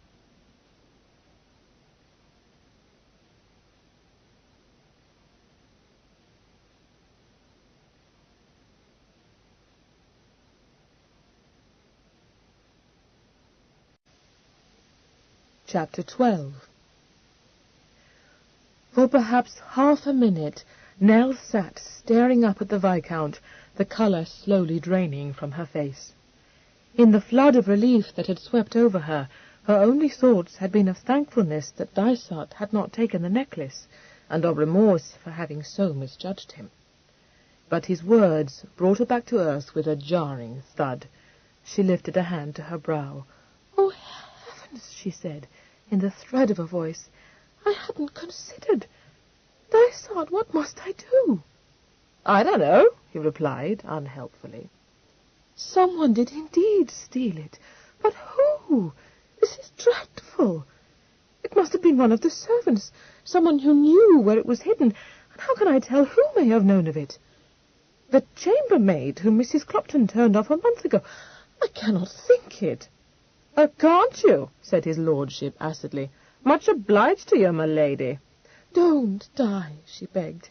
"If you had taken it, I knew you had done it only for my sake. But now, it might have been any of them, at any time. It was not necessary to know where it was kept. It must be known to them all that I have it and never wear it, and only think how many opportunities there must be for persons living in this house to search for the hiding-place. And when they had found it, they would guess that I should not discover the loss for months, perhaps. Had it not been for Sutton's care in taking out my winter clothes to brush them, I might have known nothing." "It ain't a bit of use talking about what might have happened," said Dysart. "It's what did happen that has put you in the basket. Unless you can stop your dresser's mouth, it's bound to come out that you knew the necklace had been stolen 3 days before you said a word about it to Cardross. Well, you know the woman better than I do. Can you bribe her to tell the same story you mean to tell?" I don't know," she said slowly. "It's of no consequence, however. I will not do it." "I dare say you're right," he agreed. "Too damned risky. She'd be bound to guess there was something heavy-cavey afoot, and once she knew you were scared of Cardross's getting wind of it, she'd very likely bleed you white. Lord, there'd be no end to it." "I don't think it. It is not for that reason. Dysart, all this trouble has come upon me because I set out to deceive Cardross, and it has grown and grown until—" She broke off with a shudder. "I must tell him the truth. I must tell him immediately." She got up as she spoke, but the Viscount said dampingly, "Well, you won't do that because he ain't in. Told Farley he wouldn't be back till 5 or thereabouts." "Not till 5? Oh, if my courage does not fail." "Do you want me to see him with you?" he demanded. You? Oh, no, I must see him alone. Well, it's my belief the thing will come off a dashed sight better if you do, he said frankly. It ain't that I mind seeing him, because now the dibs are in tune again, there's no reason why I should. But for one thing, I'm pledged to Corney, and for another, Cardross won't like it if you take me along like a dashed bodyguard. That's the way to get his back up at the very start. Besides, you don't need a bodyguard. I don't say he isn't going to be devilish angry, because it stands to reason he's bound to be, but you needn't be afraid he won't come around. He will, all the quicker if I'm not there. He don't love me, but he loves you all right and tight. She said nothing, and after a moment he held out the banknotes to her again. Take 'em. No need to mention the mantua maker's bill to him unless you choose. You may put the whole on to me. I had 3 centuries from you, and now I've paid 'em back. I dare say that'll surprise him more than if you told him I prigged his damned heirloom. At these biting words, she flung her arms round his neck, vehemently asserting that no one could ever believe such a thing of him, and again begging him to forgive her. Yes, very well, but you needn't think I'm pleased with you, for I'm not, responded Dysart, disengaging himself from her embrace. Not a bit of use hanging round my neck and playing off your cajolery. I'm not Cardross, and mind this, the next time you run into trouble, don't you come to me to drag you out of it. No, Nell said meekly. I'll be off now, he announced. No getting into high fidgets, Nell. She shook her head. And no turning short about, either, he warned her. No, I promise you I mean to tell Cardross as soon as he returns.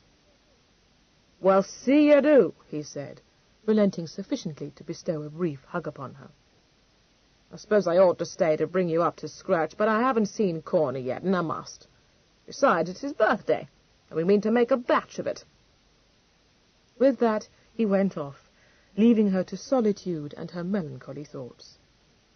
She roused herself presently from these to send Sutton to pay Madame Laval's bill, and thought, as she gave the banknotes into her dresser's hand, how happy it would have made her only 4 days earlier to have been able to do this. She could still be thankful that she would not now be obliged to lay the debt before Cardross, but that seemed a very small alleviation of the ills that beset her. The sight of her dresser brought one of these most forcibly to her mind. It would be necessary to tell Sutton that the necklace was not in the hands of the Cardross jeweller, but indeed lost, and how to account for her own prevarication was a problem to which she could discover no answer. Letty might pour out her troubles to her maid. To Nell it was unthinkable that she should admit Sutton into her confidence. The thought of Letty made her ask Sutton suddenly where she was.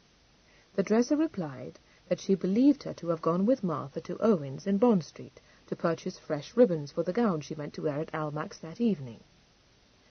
She availed herself of the opportunity to inquire of Nell which gown she herself wished laid out in readiness. But Nell, who had forgotten the engagement, exclaimed, "Almack's? Oh, no, I cannot go there tonight." Sutton merely said, "Very well, my lady," and went away. Letty, if she had indeed arranged to meet her lover at the Assembly Rooms, would scarcely be so acquiescent. As the day drew towards 5 o'clock, Nell began to feel a little sick. Her spirits had been getting steadily lower for some time, and were not improved by the prospect beyond the window. The day had been dull, and the sky had now become so overcast that the drawing-room, which should have been full of sunshine, had put on a mournful twilight air. It even seemed to be a little chilly, but perhaps that was only her fancy.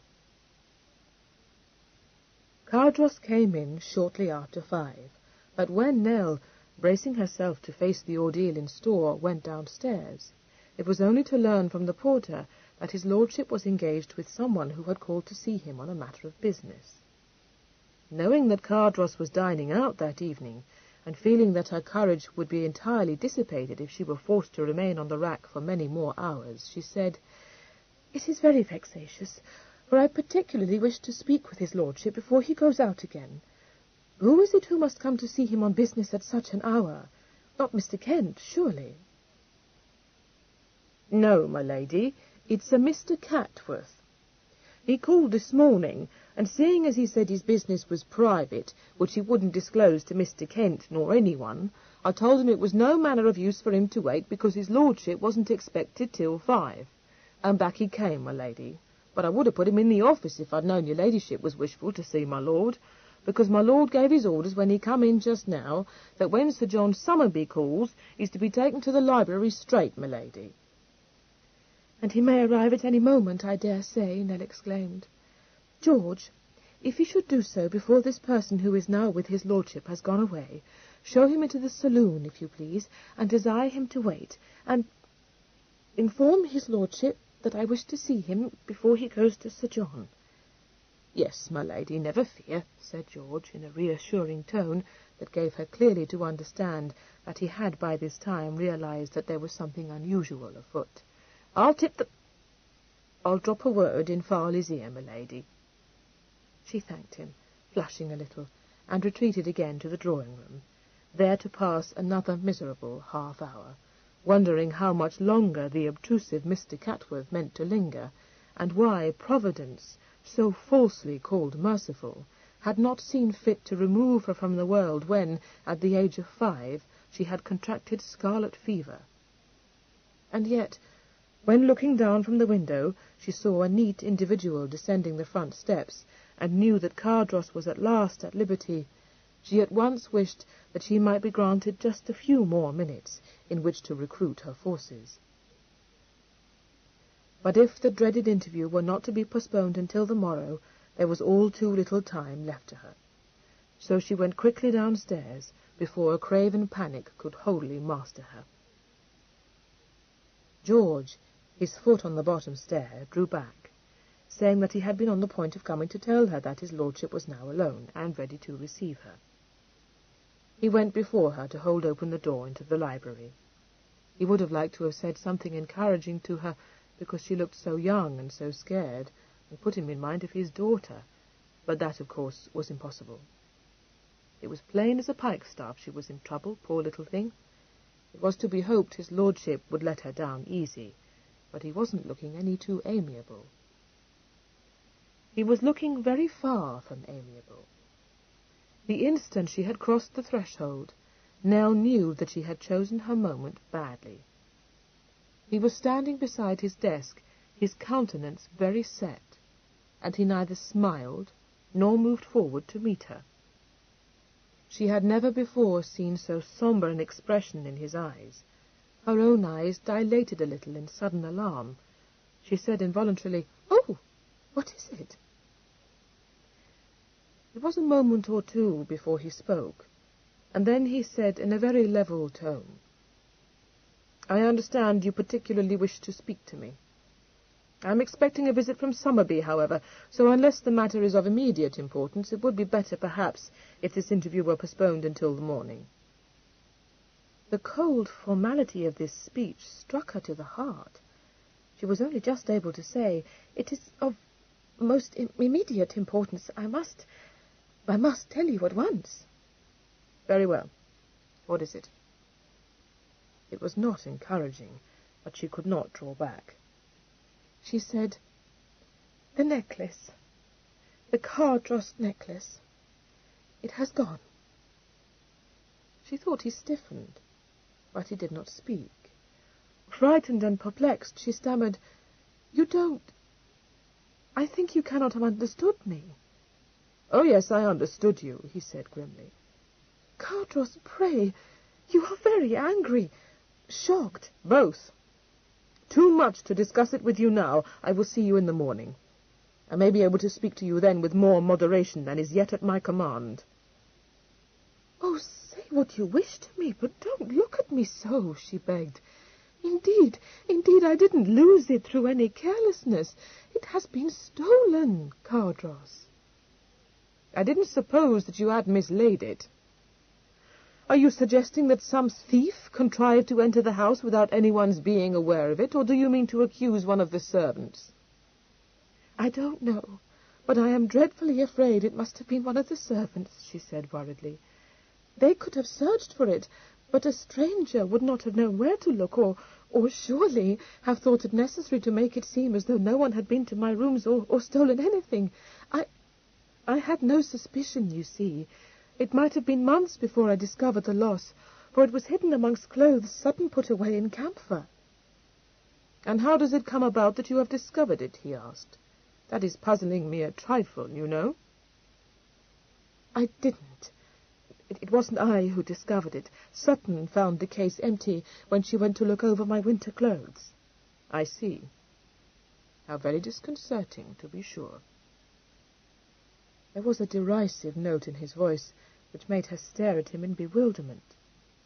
Disconcerting, she repeated. Good God, it was far, far more than that, Cardross. I'm sure you were excessively shocked. I collect that Sutton did not make this unwelcome discovery until today.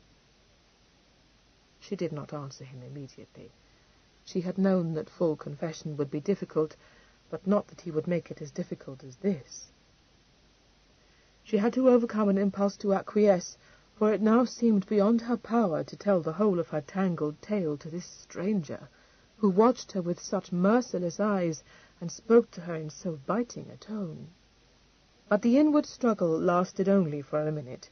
She drew a shuddering breath and said faintly, "No, I have known since Tuesday. I must explain to you, try to explain to you why I haven't told you until today." "For God's sake, no! At least let me be spared that." She was startled, for the words had burst from him with savage violence. Her eyes leapt to his, and she recoiled instinctively from the blaze of anger she saw there. "Cardross!" "Be silent!" He flung round towards his desk and wrenched open one of its drawers. "You need explain nothing to me, as you perceive." She stood staring in utter amazement, almost unable to believe her eyes, for what he had taken from the drawer and tossed contemptuously onto the desk was the Cardross necklace. From a whirl of conjecture, nothing coherent emerged. She was so much at a loss that she could only gasp, "You have it?" "Yes, Madam Wife, I have it," he replied. Relief swept over her. "Oh, how thankful I am!" she cried. "But how? Why? I don't understand." "Don't you? Then I will tell you," he said harshly. "It was brought to me not an hour ago by an astute little jeweller whose son, neither as astute nor, I fancy, as honest as himself, had bought it yesterday for the sum of £2,000. I imagine he must have blessed himself for his good fortune. It cannot be every day that such easy clients present themselves. We would be obliged to cut the necklace up, of course, but even so, it is worth a trifle more than 2,000, you know. No, you don't know, do you?" She hardly heard the bitter, jeering note in his voice, or grasped the implication of his words. She was staring at him with knit brows, rather pale, and with her breath coming short and light. "Yesterday?" she repeated. "Yesterday? Who? Did he tell you? Who?" His lips curled disdainfully. "No, he didn't tell me that. His fair client, understandably one feels, was heavily veiled." He caught the tiny sigh of relief that escaped her. "Nor am I quite such a flat as to have wished for further information on that head," he said, the savagery again rampant in his voice. "A lady, unquestionably a lady, a young lady, dressed in the first stare of fashion, who would not disclose her name, how should she, indeed, or accept a banker's draft in payment. Do you suppose, when I had been told that I catechized Catworth?" "Catworth," she said quickly. "The man who came to see you, came twice to see you, has just been with you." "Exactly so. If only you had known. Is that what you are thinking, my sweet love? How should you have known? It was not he who bought the Cardross necklace for a song. You met the son. Quite a knowing one in his way, I should suppose, but by no means as downy as the father." If my new-found acquaintance is to be believed, he had never seen or heard of the Cardross necklace. Well, it may be so. I am much in debt to the father, and should be reluctant to disbelieve him. After all, I have never dealt with a Cranbourne Alley jeweller. Perhaps young Catworth is not fly, but green. It is otherwise with the elder Catworth. He recognized the necklace the instant it was shown him, and saw his duty clear before him. I must always regret that I was not just in the humour to enjoy the scene as it deserved to be enjoyed. So discreet he was, so virtuous. Not an ungentlemanly word spoken throughout. He did not even permit himself to hope for my future patronage, and he accepted without a blink every whisker that I uttered. An admirable man. I must certainly place a little business in his way. How very shabby it would be if I did not. He paused, but she did not speak or move. There was a queer, blank look in her eyes. Had he but known it, she was less concerned with the injustice of what he had said than with the realization of what must be the true story. He picked up the necklace and put it back in the drawer. Turning the key in the lock and removing it, he said sardonically, "You will forgive me, I trust, if henceforward I keep it in my own charge. I am persuaded you must, for you have never admired it or wished to wear it, have you? You should have discovered its worth, however, before you set out to dispose of it. I cannot have my wife so easily gulled, Lady Cardross." At that she blinked, and half lifted one hand in a beseeching gesture. "Ah, no, Giles. It did not move him. "Oh, don't waste your cajolery on me, my pretty one. You will catch cold at that now. I was a bigger flat than you, but believe me, the game is up. You hoaxed me wonderfully. Bowled me out with that sweet face and those innocent ways. I thought I was up to every move on the board, but when I saw you, when you put your hand in mine and looked up at me and smiled—" He broke off and seemed to make an effort to master the rage that was consuming him. "You must pardon me.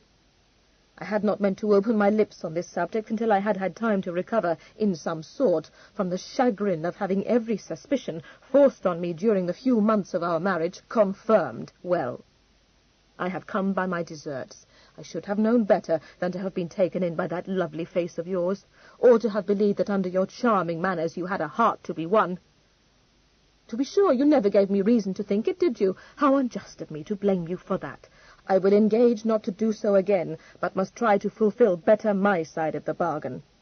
It has been brought home to me how lamentably short of expectation I have fallen, but that can be mended and shall be. Tell me, my sweet life, at what figure do you set your beauty, your dutiful submission, your admirable discretion, and your unfailing politeness?" She had stood quite still, neither flinching from the ugly shafts aimed at her, nor making any further attempt to speak. She was very white, but although she heard what was being said to her, she hardly attended to it. He was saying such terrible things, but he did not know the truth. He was saying those things to some creature who did not exist, not to her. It hurt her that he could so misjudge her, but she never thought of blaming him.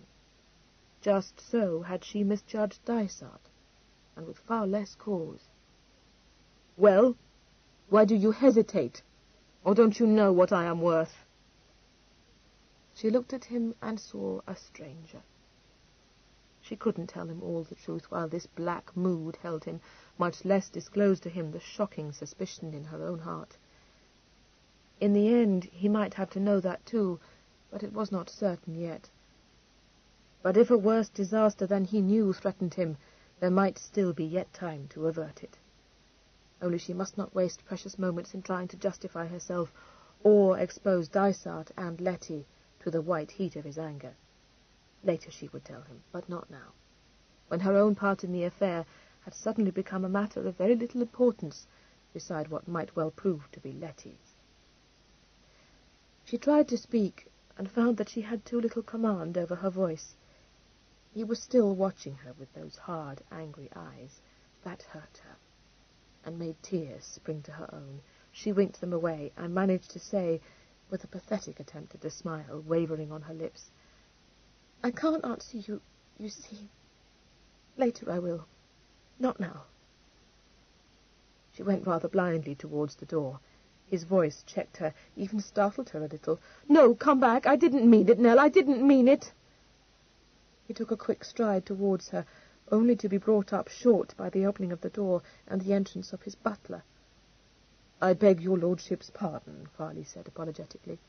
"Well, what is it?" Cardross snapped. "I thought you would wish to know, my lord, that Sir John Somerby called to see your lordship 10 minutes ago. He is waiting in the saloon." "Tell him I will be with him presently." "No, please go to him now," Nell said gently, and left the room without again looking at him. She went swiftly up the stairs, past her own rooms, and up another flight to Letty's.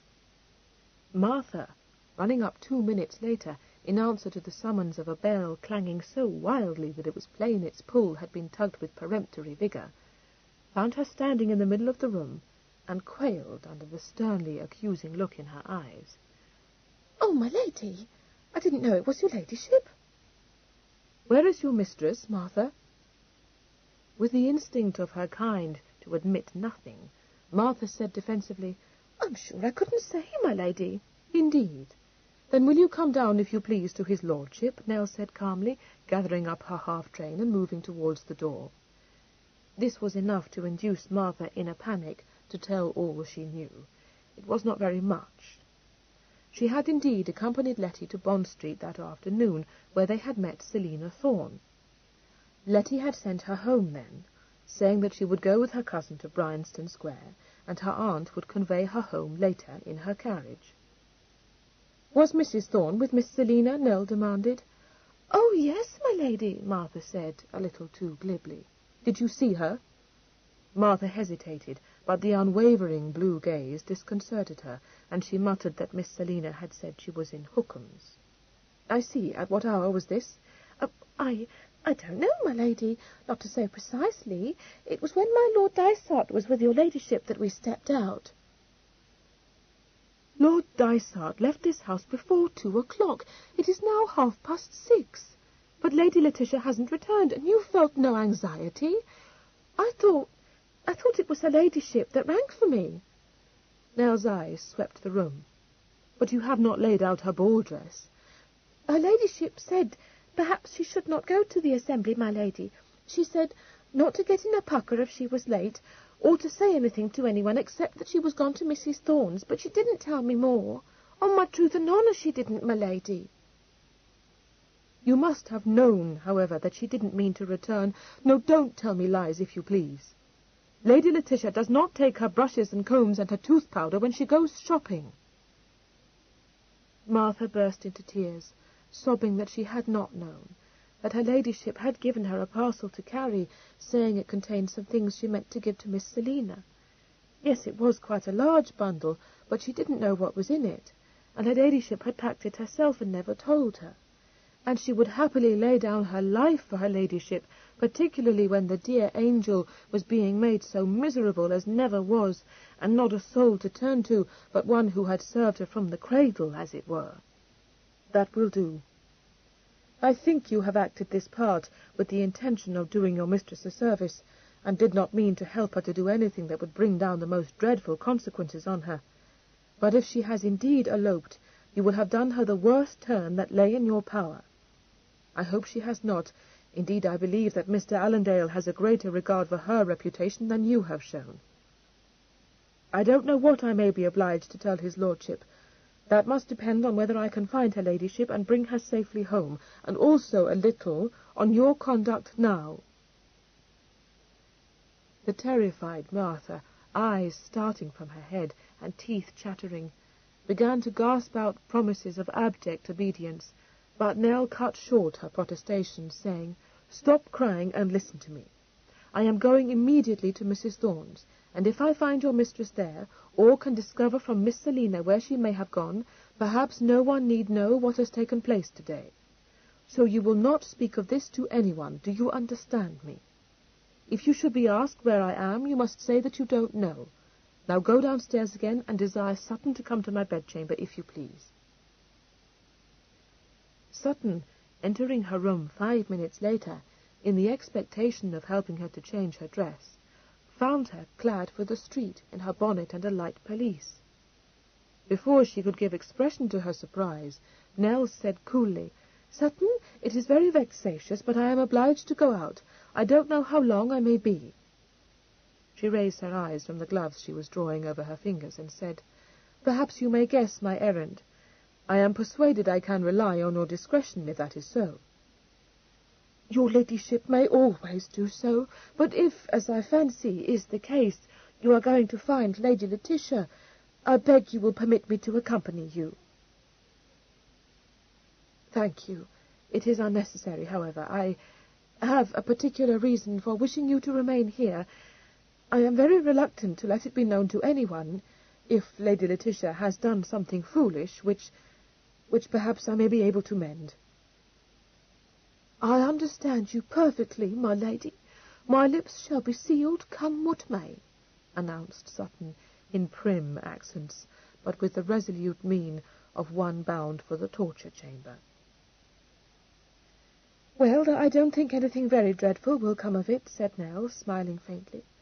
"His lordship doesn't dine at home tonight, so perhaps he will not inquire for me. But if he should do so, could you say that you suppose me to have gone out to dinner?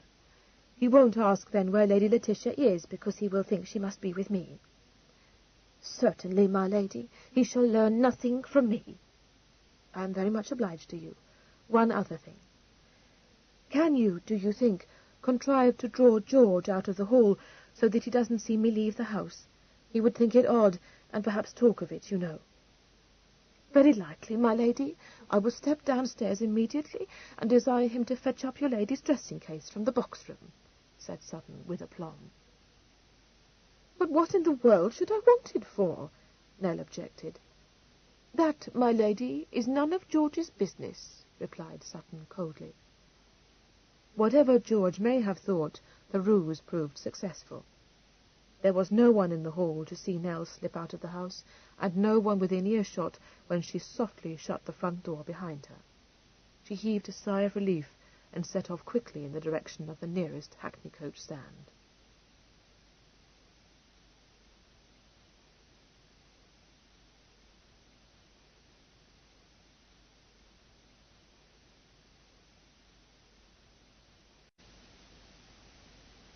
Chapter 13.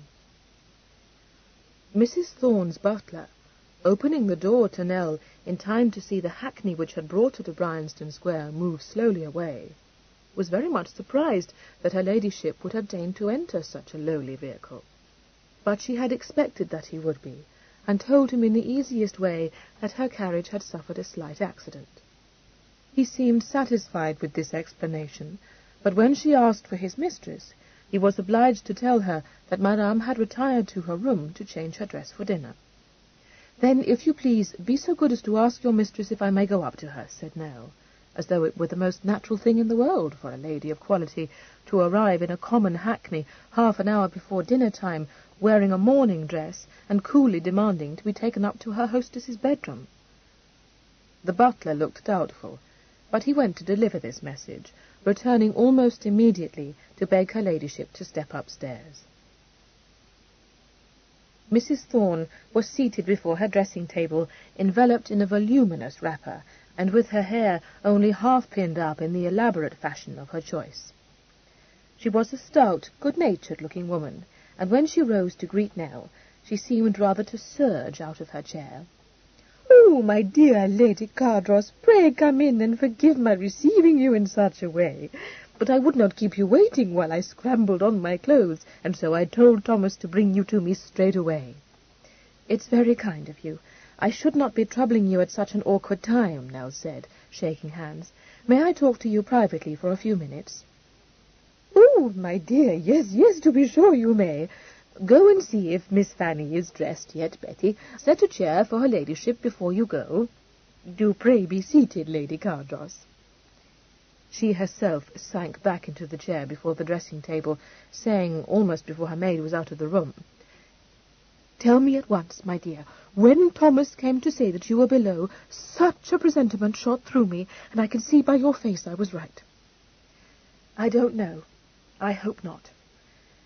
Mrs. Thorne, has Letty been with you today?" "Oh, my goodness gracious me!" cried Mrs. Thorne.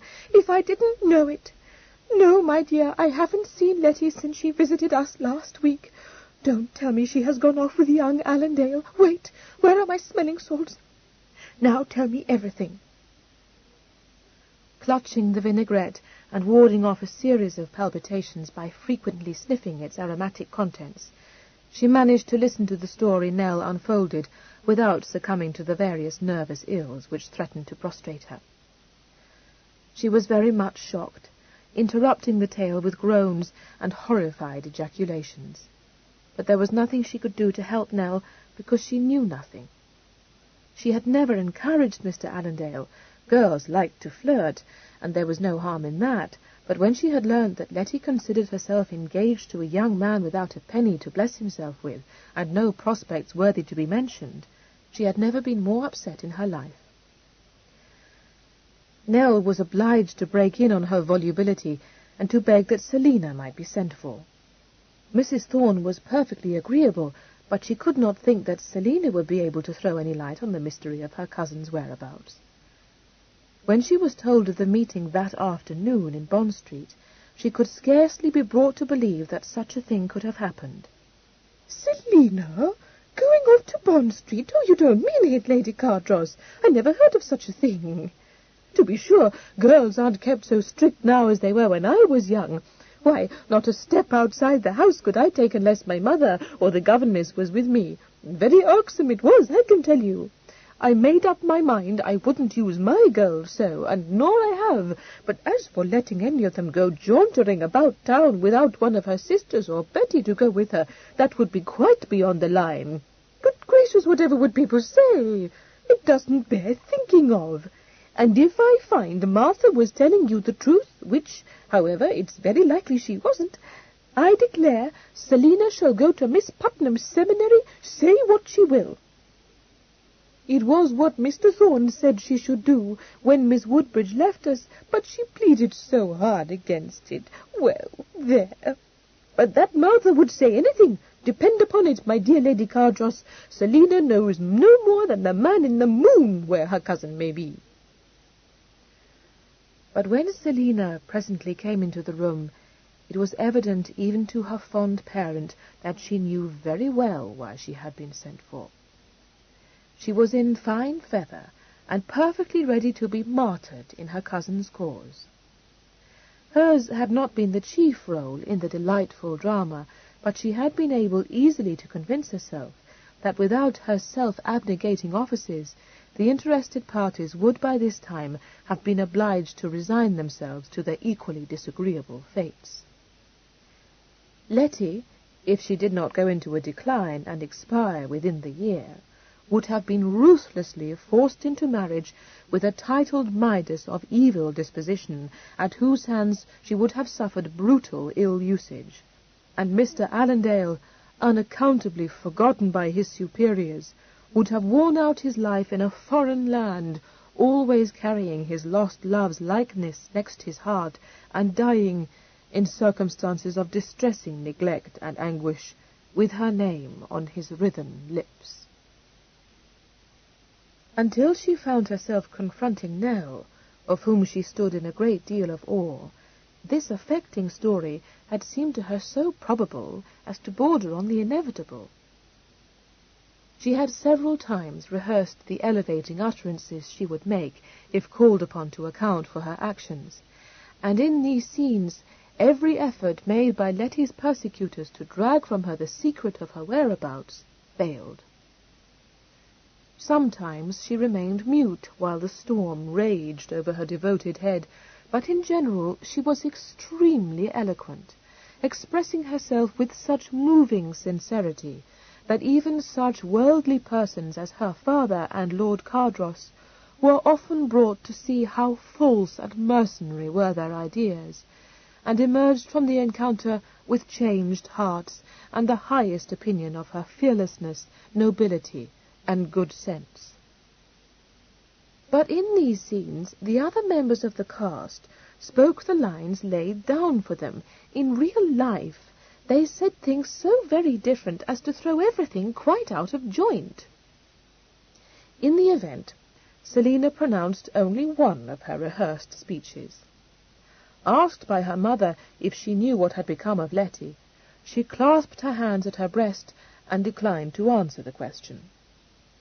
She then invited the two ladies to threaten her as much as they chose, to do with her what they would, but warned them that they would find it impossible to force her to betray her cousin. Mrs. Thorne should then have conjured her daughter on her obedience to divulge the truth.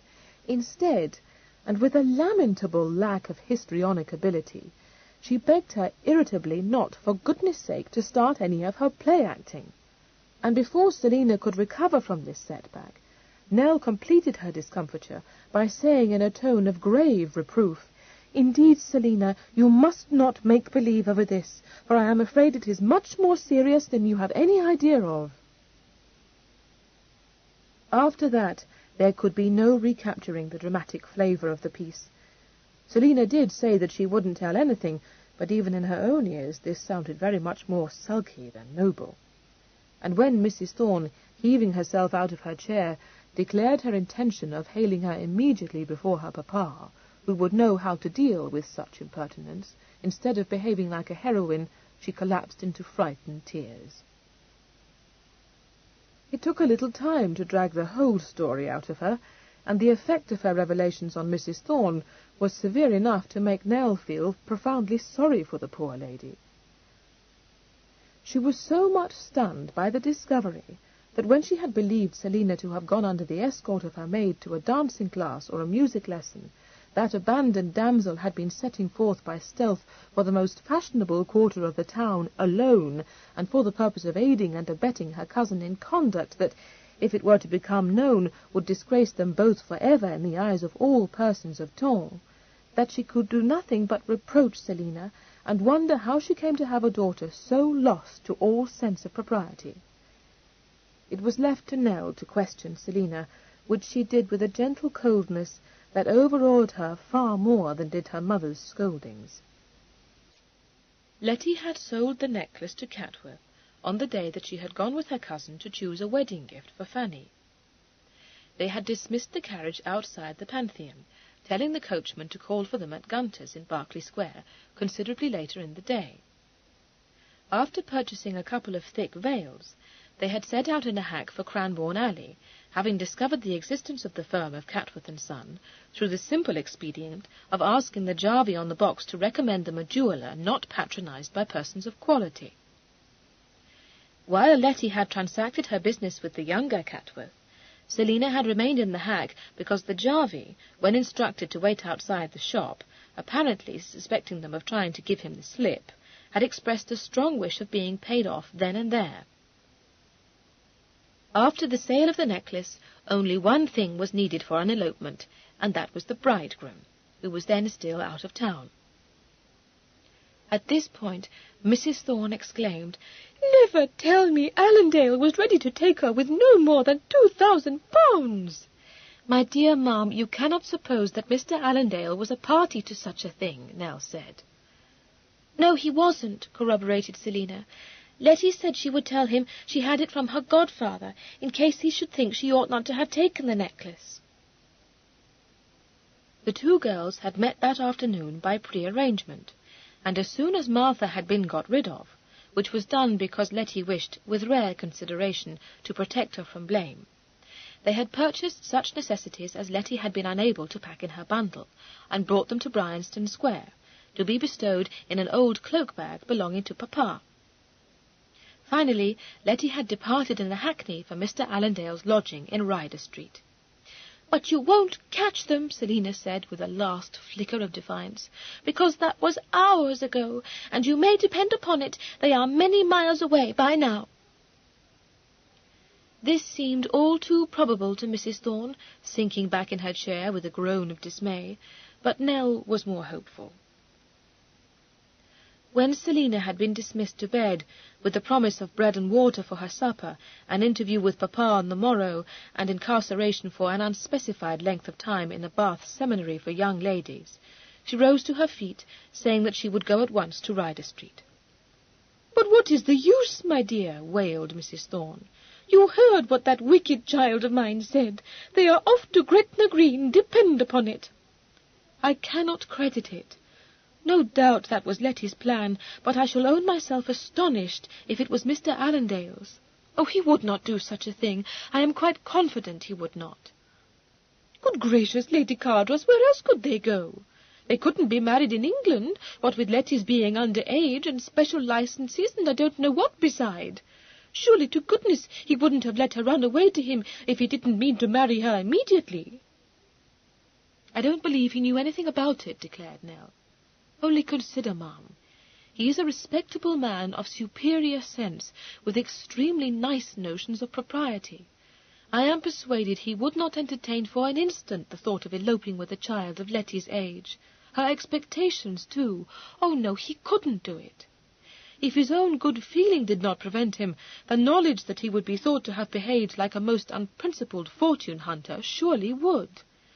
"Aye, there is that," agreed Mrs. Thorne, a little doubtfully. "He would lose his employment, too, I dare say. But you know, my dear, when a man falls head over ears in love, there's no saying what he may do. And you aren't going to tell me Letty ran off to elope with him without him knowing she meant to do it?" "Yes, I am," Nell said, on a tiny choke of laughter. "It would be exactly like her to do so." "Well," gasped Mrs. Thorne, "of all the brazen little hussies! A nice surprise it will be for Allendale when he goes home from the Foreign Office, thinking of nothing but his dinner, as I don't doubt he will be, and finds that naughty girl in his lodging as bold as brass, and expecting him to set out with her for Scotland. Well, I hope it will be a lesson to him, that's all. Only if that's the way it was, why didn't he bring her back to you long since?" "I've thought of that," Nell said. "It does seem strange, but if he were kept late at his work, then, too, it would take him a little time, you know, to persuade Letty to give up the scheme. In fact, the likeliest chance is that she fell into one of her hysterical fits of crying, and the poor man could not have the least notion how to stop her. Oh, I must go to Ryder Street at once." The conviction that she would arrive at Mr. Allendale's lodging to find him endeavouring to soothe his would-be bride grew steadily upon Nell as she was bounced and jolted there in yet another hack, and she began to be quite buoyant again, feeling that if she could only restore his sister to Cardross with her reputation unblemished, she would have done much to atone for the follies and extravagances of the past weeks. But when the hackney turned out of St. James's Street into Ryder Street, she suffered a check. The coachman pulled up his aged horse, and clambered down from the box to discover what was the number of the house she wished to visit, and it suddenly occurred to Nell that she didn't know it, nor did the coachman. Asked if he was perhaps familiar with Mr. Allendale, he said he wasn't one to bother his head over the names of gentlemen who patronized him, and surveyed his fair passenger with unwelcome interest. She was put a little out of countenance by this, and had, indeed, been feeling a trifle uneasy from the moment the hack turned into St. James's Street, and she had seen all the club's windows lighted up, and several gentlemen of her acquaintance strolling along the flagway. This quarter of fashionable London, which lay between Pall Mall and Piccadilly, belonged almost exclusively to the gentlemen, and it was not considered good ton for a lady to be seen within its bounds. Nearly all the clubs were to be found in St. James's Street, and the streets which led from it abounded in bachelor lodgings and gaming hells. The coachman was plainly wondering whether he had been mistaken in the social status of his fare, and Nell was beginning to feel rather helpless and extremely uncomfortable when she providentially remembered that Mr. Hethersett also lived in Ryder Street, and would no doubt be able to direct her to Mr. Allendale's abode, if she were fortunate enough to find him at home. So she told the coachman to drive her to number 5. It did not seem probable that Mr. Hethersett would be at home, for it was now past 8 o'clock, but fortune favoured her. Just as she was searching in her reticule for her purse, the door of number 5 opened, and Mr. Hethersett himself came out of the house, very natty in knee-breeches and silk stockings, and a waistcoat of watered silk, a swallow-tailed coat, and a snowy cravat arranged by his expert hands in the intricate style known as the mathematical tie. Set at a slight angle on his oiled locks was an elegant chapeau bras, and hanging from his shoulders was a silk-lined cloak. He carried a pair of gloves in one hand and an ebony cane in the other, but perceiving the unusual spectacle of a lady engaged in paying off a hackney coachman at his very door, he transferred the gloves to his right hand, so that he could raise to one eye the quizzing-glass that was slung about his neck. At just this moment, Nell turned to mount the few steps to his door, and uttered a joyful exclamation. "Felix! Oh, how glad I am to have caught you!" The jarvey, observing that the expression on Mr. Heatherset's face was of profound dismay, clicked his tongue disapprovingly. In his view, Nell, as dimber a mort as he had clapped eyes on in a 12-month, was worthy of a warmer greeting than the startled "Good God!" which broke from Mr. Heatherset. "What the deuce brings you here?" demanded Mr. Heatherset, alarmed out of his usual address. "Cardross hasn't met with an accident, has he? Or—" "Oh, no, nothing like that," she assured him. "I shan't keep you above a moment. Are you on your way to a party? But I have most stupidly forgotten the number of the house Mr. Allendale lodges in." Disappointed in this conversation, the jarvey adjured his lethargic steed to get up, and drove slowly off. "Thank the Lord he's gone," said Mr. Heatherset. "You know, cousin, you shouldn't be driving about in a hack and coming here to ask me for Allendale's direction. I mean, not my business, but it ain't at all the thing. Cardross wouldn't like it. Besides, what do you want with Allendale?" "Well, that isn't your business either," Nell pointed out. "And if Cardross knew I was here, he would not have the least objection, I assure you, for I am here for a very sufficient purpose. So will you, if you please, tell me the number of Mr. Allendale's lodging, and then you may go to your party, and not trouble your head over me any more." "No," said Mr. Heatherset, with unexpected firmness, "I won't." "Well, I should be bound to trouble my head over you, stands to reason. Because it seems to me you're up to something dashed smoky, cousin, and as for saying Cardross wouldn't object to your paying calls in a hack at this time of day, well, if that's what you think, you can't know him. What I'm going to do is take you home." "No, you are not," said Nell indignantly. "Now, Felix, just because you met me in Clarges Street that day does not give you the right to try and bully and hector me over this." "Never mind that. By the by, I hope all's right about that business." Yes, Dysart settled it for me." "He did he?" "Yes, for he has won a great deal of money on a horse called Cockroach. It was not very handsome of you to have betrayed me to him, however." "No, I know it wasn't. Best thing I could think of, though. What we want now is another hack." "No, though I hope it is what I may want in a very little time. I suppose I shall be obliged to tell you what has happened," she sighed. "Good God, cousin, do you take me for a flat?" demanded Mr. Heatherset. "If you're searching all over for Allendale, it means that Letty is up to her tricks. What's she done? Eloped with the fellow?" "I very much fear it." "Eh?" he said incredulously. No, not the sort of fellow to do a scaly thing like that. I was only funning." But when he had heard all that Nell saw fit to tell him of the day's events, he looked a good deal taken aback, and acknowledged that the affair bore all the appearance of an uncommonly rum set-out. "What's more, if Allendale's made off with her— Yes, but dash it, cousin, that won't fadge. I mean, it wouldn't be up to the rig, and though I can't say I like him above half, there's nothing of the queer nab about him." "No, indeed, and that is what makes me very hopeful of finding them still here," she explained. "So pray, will you direct me to the house?" "Yes, but where's Cardross?" he demanded. "He can't have gone out of town again because I saw him at White's this afternoon. It's his business to find Letty, not yours." He is dining out tonight, and then, too, he had Sir John Somerby with him, you see." "What you mean," said Mr. Heatherset severely, "is that you haven't told him." "No," she confessed. "I haven't." "Well, you ought to have done so.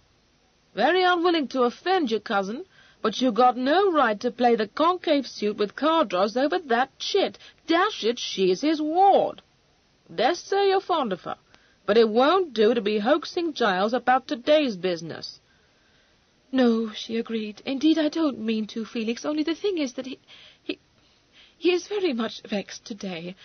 Something occurred that put him sadly out of temper, and I particularly don't wish to be obliged to break this news to him when perhaps he would be quite dreadfully angry with Letty." "Good thing if he was," said Mr. Heatherset unfeelingly.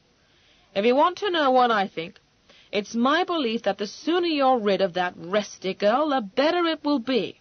Unsteady, that's what she is. Maggoty, too. Never know where to take her, or what she'll be up to next." He glanced fleetingly at Nell, but it had grown rather too dark for him to be able to see her face clearly. However, he had drawn certain conclusions which he was pretty sure were accurate, so he added in a careless way, "Shouldn't be surprised if it was her starts that had put him out of temper." Nell said nothing in reply to this. The lamplighter was coming down the street, with his ladder carried between him and the boy, who followed at his heels. Nell, who was tired of standing outside Mr. Heatherset's house, pointed this circumstance out to him, saying, "Won't he think it excessively odd that we should be standing here?" "Yes, but we ain't going to stand here," replied Mr. Heatherset. "It don't look to me as though Allendale's at home, but you may as well inquire for him." "Do you mean to say that he lives next door to you?" demanded Nell. "Yes. There's no reason why he shouldn't," said Mr. Heatherset, surprised at the indignant note in her voice. "What I mean is, he don't trouble me. I hardly ever see him." "And you have kept me standing outside all this time. It is a great deal too bad of you," said Nell, treading up the steps to the door and grasping the heavy brass knocker. "I was trying to think what I should do with you while I did the trick here.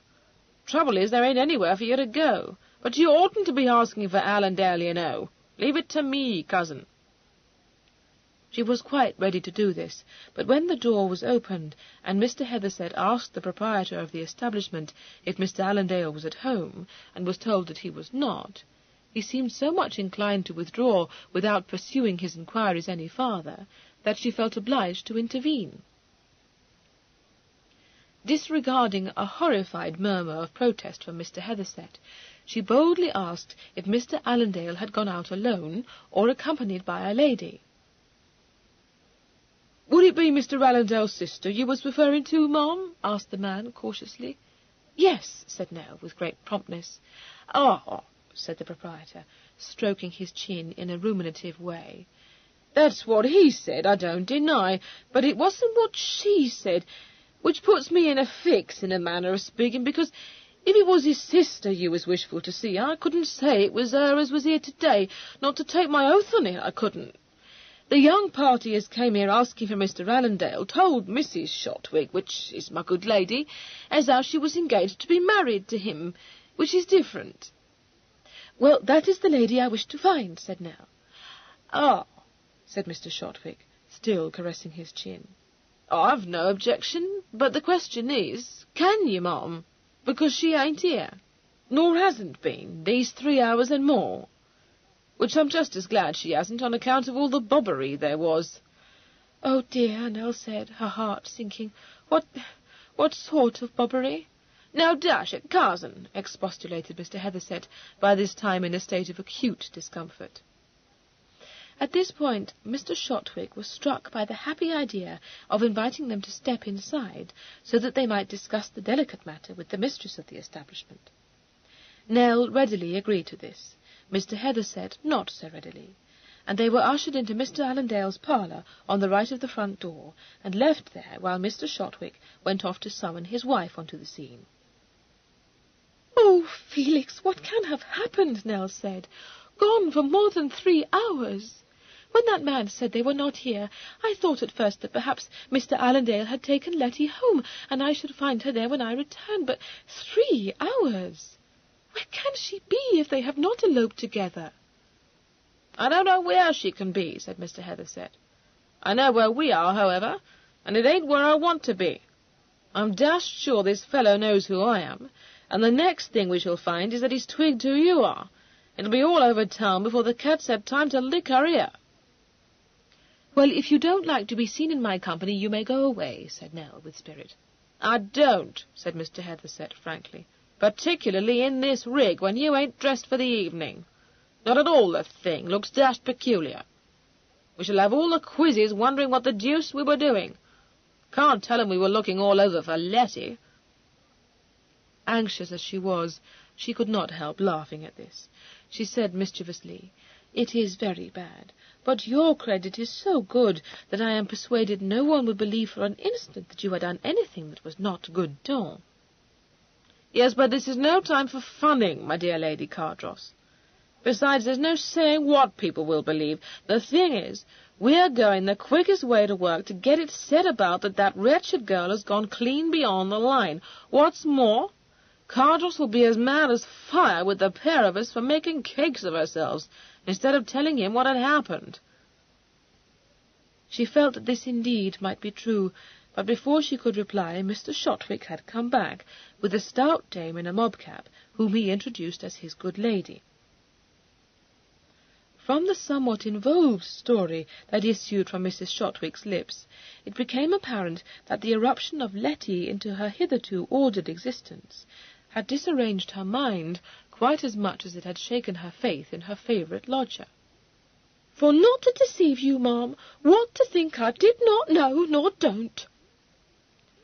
Her first impulse, on learning from her spouse that a beautiful young lady with a cloak-bag had taken possession of Mr. Allendale's parlour with the expressed intention of remaining there until he returned to his lodging, had been to eject so bold a hussy immediately. But when she had sailed into the room to accomplish this desirable object, she had suffered a check. She beheld quality, and one did not turn quality out of one's house, however respectable one might be. But she had been on the watch for Mr. Allendale, and she had waylaid him on his entering the house, and given him to understand that goings-on under her roof she would not allow. It had struck her forcibly that upon hearing of his betrothed's presence in his parlour, he had looked queer, to put it no higher. "Queer as Dick's hatband," corroborated Mr. Shotwick. "I should think he dashed well would look queer," said Mr. Heatherset, impatient of this circumstantial history. "Ah," said Mr. Shotwick, "specially if he was trying to tip her the double, which was what we suspicioned, sir." "I'll thank you not to use that nasty cant, Shotwick," said the wife of his bosom, sharply. "No such thought crossed my mind, not then it didn't." "Not till the kick-up started," agreed Mr. Shotwick. "Lor, how she did take on! I thought we should have the neighbours in on us." He shook his head mournfully. "You couldn't help but compassionate her. But what has me fair flummoxed is the way he slum-guzzled us, because the quieter, nicer behaved gentleman you couldn't find, not if you was to look from here to Jericho. But he tipped her the rise, no question." "That'll do," said his wife.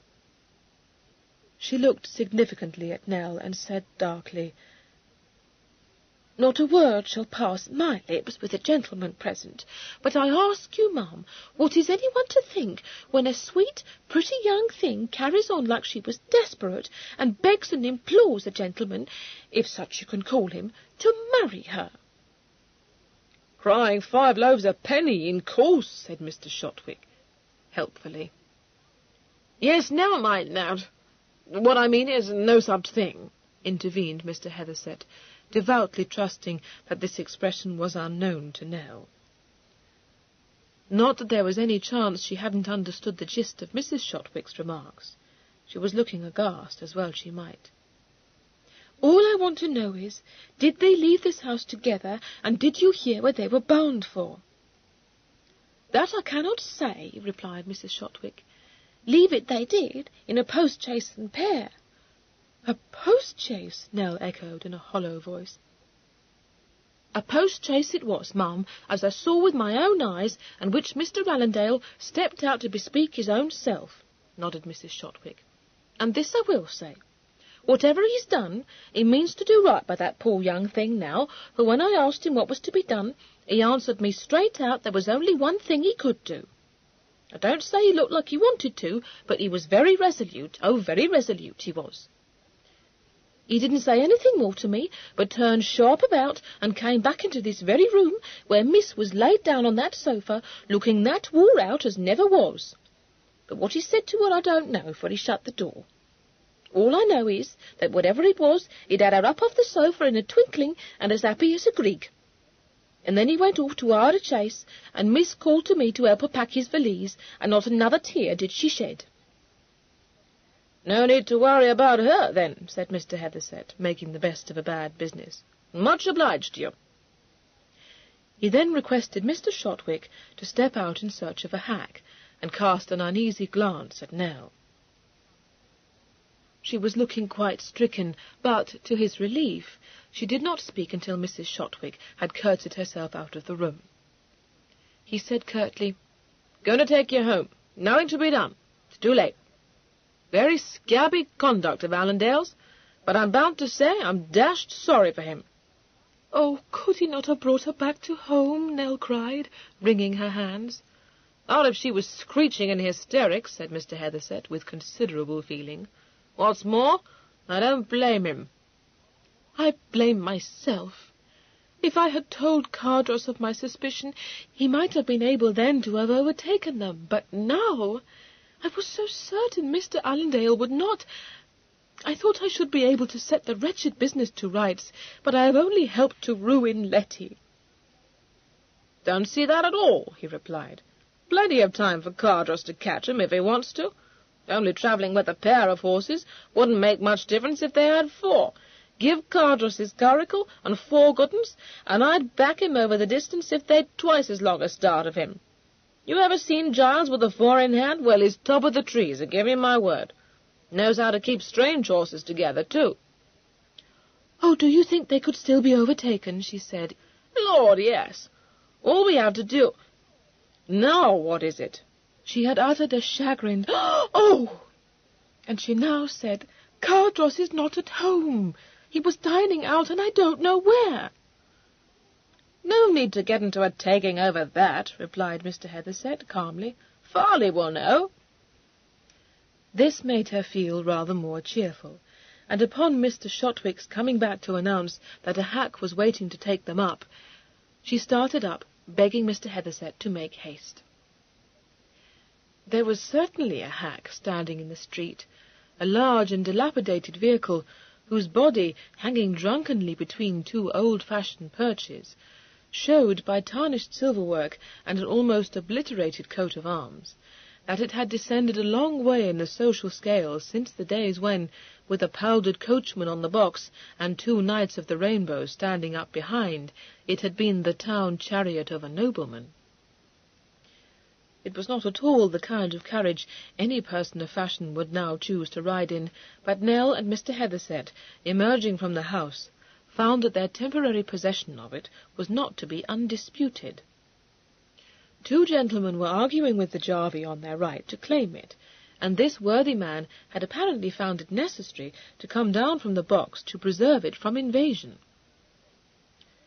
Mr. Heatherset, after one glance, tried to obscure the scene from Nell's view, saying tersely, "Better step inside again till I've got rid of them." "But it's Dysart," said Nell. "Yes, I know it is, but we haven't any time to stand talking to him," said Mr. Heatherset. "No, of course not, but he's trying to hire our hackney, and he must not," said Nell, trying to push him out of the way. "For the Lord's sake, cousin, go back into the house," begged Mr. Heatherset. "He ain't alone." "No, but the other is only Mr. Fancourt, and I think," Nell said knowledgeably, "that they are both of them a trifle foxed. Dysart—" The Viscount, upon hearing himself addressed, turned. A light from the nearby street lamp enabled him quite plainly to recognize his sister, but he knew better than to trust his eyes when he was, in his own estimation, a little above par. He called upon his companion for assistance. "Corney, that ain't my sister Cardross, is it?" "No," said Mr. Fancourt obligingly. "What a horrid creature you are, Di," remarked Nell, descending the steps. "You cannot drive off in that coach, because it was brought for me, and I must have it. I am in the greatest haste, so do pray stop disputing with that poor man, and go away." "B'God, it is my sister Cardross!" exclaimed the Viscount, thunderstruck. "Yes," agreed Mr. Fancourt, smiling vaguely, but with immense affability, at Nell. "Well, there's no need to shout it all down the street," said Mr. Heatherset tartly. The Viscount looked intently at him, while he wrestled silently with the problem. "It's you, is it?" he said, a certain kindling in his eyes, and a brooding note in his voice. "You? And my sister?" Mr. Heatherset, who had foreseen from the start that something like this would happen, said soothingly, "Escorting her ladyship home." "Oh, well, were you?" said the Viscount, showing signs of rising choler. "We'll see that, because it seems to me... Connie, where are we?" "Watier's," said Mr. Fancourt after a moment's thought. "No, we ain't," said his lordship, irritated. "Going to Watier's," amended Mr. Fancourt. "I'll tell you where we are," announced the Viscount in menacing accents. "We're in Ryder Street." "That's right, sir, Ryder Street it is," said the Jarvey encouragingly. "You don't want no hack to take you to Watier's." "Ryder Street," said the Viscount. "Now I know whose house you were coming out of. Now I know what made you take such an uncommon interest in my sister's affairs. By God, if I don't cut your liver out for this—" "That's for you, my girl, that'll do," interrupted Mr. Heatherset. "You can cut my liver out in the morning, but for the Lord's sake stop making such a damned kick-up in the street." "Not liver," said Mr. Fancourt positively, his wandering attention recalled by this word. "Duck. That's what we said, Di. Got a way of cooking it at Watier's I like." "Well, you take Dysart there," recommended Mr. Heatherset. "He can take him, but he won't never get him past the porter, governor, not as lushy as what they both are," observed the Jarvey sapiently. "Yes, I will," said Mr. Fancourt. "It's my birthday." "Get into the hack," Mr. Heatherset said to Nell. "No, not you." Mr. Fancourt, hauled off the step of the coach by the Jarvey, called upon the Viscount to come and give this individual one in the bread-basket, but the Viscount had more important matters to attend to. Addressing himself to Mr. Heatherset, he commanded that harassed exquisite to name his friends. Alarmed by this evident intention to force a quarrel on to Mr. Heatherset, Nell laid a hand on his arm and said, "Di, pray don't be so goosish. You quite mistake the matter, you know. Indeed, it is abominable of you to think such horrid things, besides being excessively embarrassing."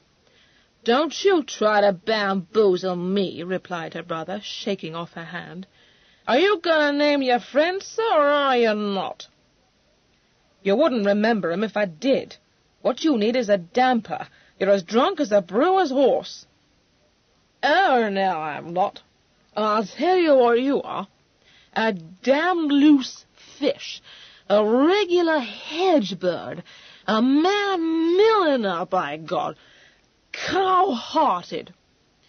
If you ain't stale drunk in the morning, come round to my place, and I'll dashed well show you how cow-hearted I am," promised Mr. Heatherset, stung by these opprobrious terms.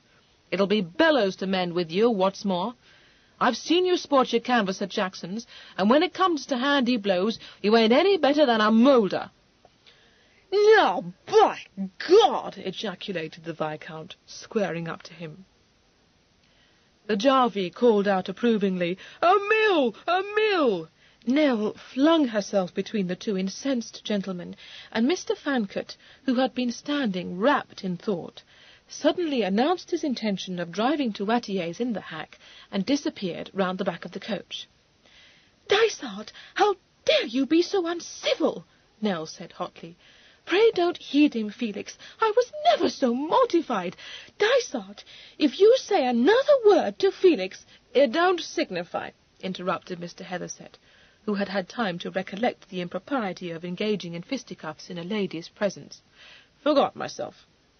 He looked at the Viscount. "If you want to fight, you can tell me so tomorrow. I'm going to escort her ladyship home now." "Oh, no, you ain't," retorted the Viscount. "I am going to take her home. Yes, and I'm dashed well going to tell Cardross what sort of May game you've been playing, my buck." "Oh, dear, what are we to do?" said Nell distractedly. "Felix, there are a couple of men coming towards us." "Good God, there's nothing for it. We shall have to take him along with us. Get into the hack, cousin." "Take him with us? But if Cardross sees him in this shocking state—" "Lord Giles knows what he is," said Mr. Heatherset impatiently. "Good heavens!" said Nell rather faintly. "Then that must have been what he meant.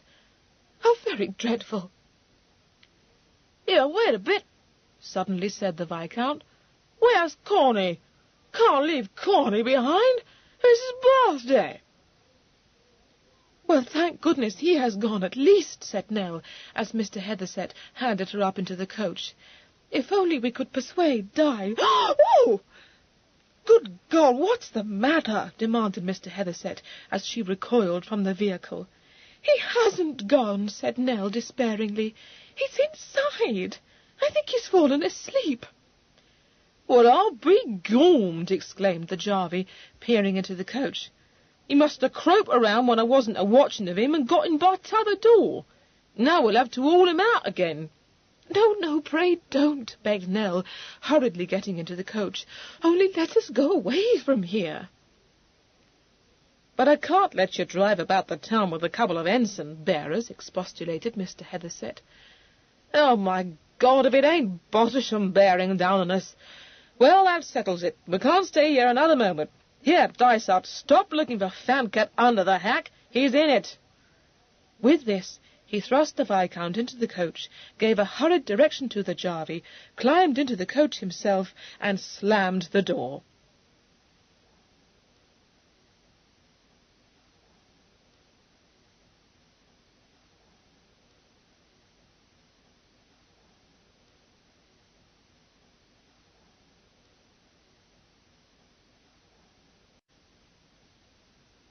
Chapter 14. It seemed at first as though the drive to Grosvenor Square was to be enlivened by a brawl, for although the Viscount's mind had been diverted by the loss of his friend, this aberration was but of short duration. No sooner had he satisfied himself that Mr. Fancourt was still with them, than he discovered Mr. Heatherset was also with them, and took instant exception to his presence. However, before he could attempt to carry out his promise to throw him out, Mr. Fancourt, roused by the jolting of the wheels over the cobblestones, woke up and demanded to know where he was.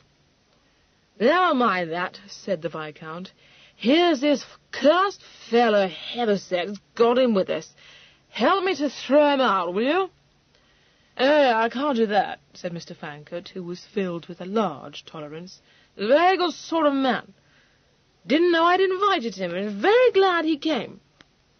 "You didn't invite him. Nobody invited him," said the Viscount. "Must have," said Mr. Fancourt. "Wouldn't have come if I hadn't. Polite to a point. Happy to take a glass of wine with him." "Well, if I ever saw Corney so cast away," exclaimed Dysart. "Dashed if he ain't as drunk as a wheelbarrow." "Yes, but at least he's perfectly amiable," said Nell. "He doesn't say outrageous things or try to throw people into the street." This unfortunate remark reminded the Viscount that his purpose was still unaccomplished, but just at that moment Mr. Fancourt began to warble an entirely unintelligible ditty. Since he was apparently afflicted with tone deafness, this musical interlude was a severe trial to the rest of the company, and caused the Viscount to forget Mr. Heatherset again. "Stop it, Corney," he said indignantly. "Chip, chip, cherry chip, fudge-diddly-doo," sang Mr. Fancourt. "That's not right," said Dysart scornfully. "It don't even make sense." He then upraised his powerful baritone, and favoured the company with the correct version, which, as far as his sister could discover, differed hardly at all from his friend's. But Mr. Heatherset, unmoved by Mr. Fancott's outburst, was powerfully affected by the Viscount's. No sooner did the refrain of "Chip chow, cherry chow, folol de riddle low" break upon his ears than Nell felt him stiffen, and heard him utter an exclamation under his breath. The Viscount beguiled the rest of the way with song, and was still singing when Cardross's astonished butler admitted the party into the house. But it did not appear to be Lord Dysart's condition that surprised Farley. It was the sight of his mistress that made his eyes widen. He exclaimed involuntarily, "My lady!" "Yes, did you not know that I had been obliged to go out?" said Nell, with an attempt to carry the situation off unconcernedly. "Pray show Lord Dysart and Mr. Fancott into the library. They have come to take supper with me." "My birthday," said Mr. Fancott affably. "Celebrating it. Black Beetle, too." "I see, sir," responded Farley, gently removing the hat from his grasp. "Black Beetle be damned," said the Viscount. "Cockroach! Where's his lordship?" "His lordship is not at home, but he will be in directly, my lord," replied Farley, consigning the visitors into the care of the footman who had followed him into the hall. Mr. Fancott was easily shepherded into the library, but the Viscount was recalcitrant. "It ain't a bit of use trying to fob me off," he told his sister sternly. "I'm not letting you out of my sight, Nell, so don't think it. Not with that fellow in the house." "Dysart, for heaven's sake!" "You'd better go with him, cousin," advised Mr. Heatherset. "No sense in starting him off again on his high ropes. Much better leave this to me." Since Dysart had acquired a firm grip on her arm, there really seemed to be nothing else she could do, so, with a low-voiced entreaty to Mr. Heatherset to lose no time in setting forth in search of Cardross, she retired to the library. Here she was made welcome by Mr. Fancott, happy in the belief that he was entertaining friends under his own roof. He shook her warmly by the hand, and offered her a glass of wine. She declined this, which distressed him, but Dysart, who had discovered glasses and a decanter set out on a side table, said, "No use pressing her. There's only 2 glasses." Mr. Fancott was shocked. "Only 2 glasses?" he repeated. "That's absurd, Di. No other word for it, absurd. Stupid fellow of mine misunderstood. Ring for more glasses." "We don't need any more glasses," replied Dysart, lavishly pouring wine into the 2 that stood on the table. "Yes, we do," insisted Mr. Fancott. "Can't give a party with 2 glasses. Stands to reason." "Well, it ain't a party. It ain't your house, either." "It ain't?" Mr. Fancott said incredulously. He subjected his surroundings to a keen, if somewhat owlish, scrutiny. "By Jove, Di, so it ain't. Dashed if I know whose house it is. You know what, dear boy? We've come to the wrong house. Better go." "No, we haven't. Come here to see Cardross," said Dysart, with a darkling look. Mr. Fancott thought this over profoundly. "No," he pronounced at last. "Not sure why we came here, but we don't want to see Cardross. Nothing against him, mind. Not particularly acquainted with him. A capital fellow. Bang up to the mark. Honoured to meet him, but the thing is, not what we set out to do. Tell me this, Di. Have we dined?" "To hell with dinner. I'm going to see Cardross," said Dysart obstinately. "Oh, Dysart, I wish you will go away," Nell exclaimed. "You don't want to meet Cardross. You know you don't." "That's what I said," nodded Mr. Fancott, gratified. "Not what we set out to do. Besides, he ain't here. Go to Wattier's." "Not till I've seen Cardross. I've got something to say to him. No business to let that fellow dangle after my sister. I'm going to tell him so." "Which fellow?" inquired Mr. Fancott. "Hethersett," replied the Viscount, tossing off the wine in his glass. "You know what he is, Corney? A damned man of the town. And there's Cardross letting him make up to my sister while he goes off like a regular care for nobody. What I say is, he's got no business to neglect her, and so I shall tell him." "He doesn't neglect me," said Nell hotly, "and if you were not so odiously foxed, Di, you wouldn't say such detestable things." "Yes, I should," he retorted. "In fact, the more I think of it, the more I can see he's too high in the instep by half. Took a pet because I held you up. Very well. If he didn't want me to hold you up, why didn't he do it himself? Tell me that. Who brought the dibs in tune for you? I did. Who stopped you getting into Duke King's clutches?" "Felix Hethersett did," she intervened crossly, taking off her bonnet and running her fingers through her flattened curls. "Yes, by Jove, so it did," exclaimed the Viscount, his eyes kindling. "Like his damned impudence!" Fortunately, since his mood was becoming increasingly belligerent, he was diverted by Mr. Fancourt, who suddenly offered to set him a main.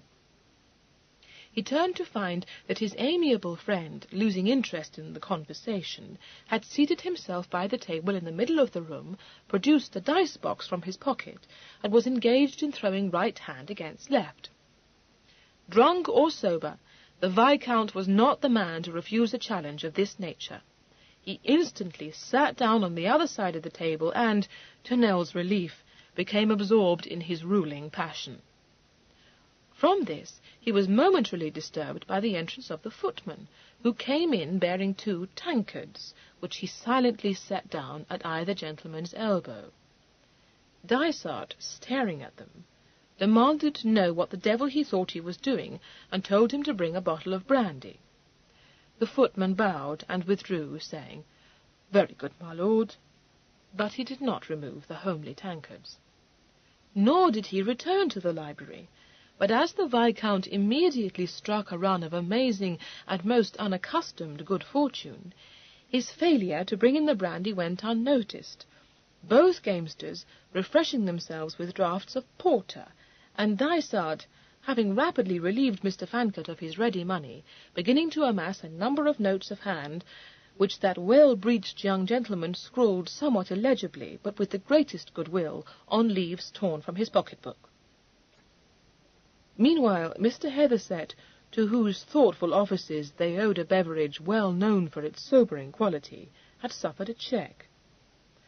Farley was unable to tell him where his master had gone when he left the house earlier in the evening. Mr. Hethersett eyed him. "Dashed discreet, ain't you? Did you go off with Sir John Somerby?" "No, sir, although I had understood that such was his intention. A meeting at the Daffy Club, sir, I fancy, but his lordship cried off." "Well, there's no need to make a mystery of it," said Mr. Hethersett, irritated. "Where did he go?" "That, sir, I cannot say, his lordship not having informed me. He had his whisky brought round, but he didn't take his groom with him, nor yet his tiger, and when I ventured to ask him if he would wish supper to be prepared for him, he said that he didn't know when he should be returning. His lordship appeared, sir, to be in quite a fret, if I may say so, not at all like himself." The mystery was now plain to Mr. Hethersett. In his experience, it was a foolish waste of time to attempt to hoodwink one's servants. He had not for a moment imagined that the supposed secret of Letty's flight was not known to every member of the household, so he had no hesitation in saying bluntly, "Set off after Lady Letitia, did he? Oh, well, if that's so, no need for me to find him." "No, sir," replied Farley. "His lordship was not aware that her ladyship had not returned to the house. I was not myself aware of it until Miss Sutton, my lady's dresser, sir, informed me that Lady Letitia was gone to spend the night with Mrs. Thorne. His lordship did not inquire for Lady Letitia. It was my Lady Cardross which his lordship was anxious to find." He coughed delicately. "No doubt some urgent matter which he wished to discuss with her ladyship," he said, gazing limpidly at Mr. Hethersett. being, as they were, disturbed by Sir John Somerby, and her ladyship, in consequence, leaving the book-room rather hastily, sir."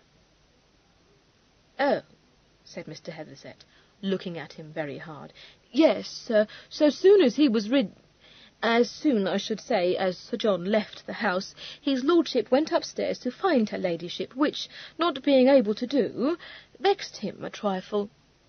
Quite put out he was, which was not to be wondered at, because it seems her ladyship forgot to inform him she was obliged to go out quite suddenly, and of course his lordship couldn't help but be in a fidget when he found that my lady's carriage had not been sent for. Very understandable, I'm sure, sir, that his lordship should have felt anxious, for it was going on towards dinner-time, and naturally he wouldn't like to think of my lady's going out in such a way, particularly," he added in a disinterested voice, "if she was going on a journey." "Is that what he thought she was meaning to do?" demanded Mr. Hethersett. "Well, sir, that's not for me to say," replied Farley carefully, "but when his lordship questioned George, it came out that her ladyship had sent down to have her dressing-case taken up to her room. Just after she had parted from his lordship, that would have been."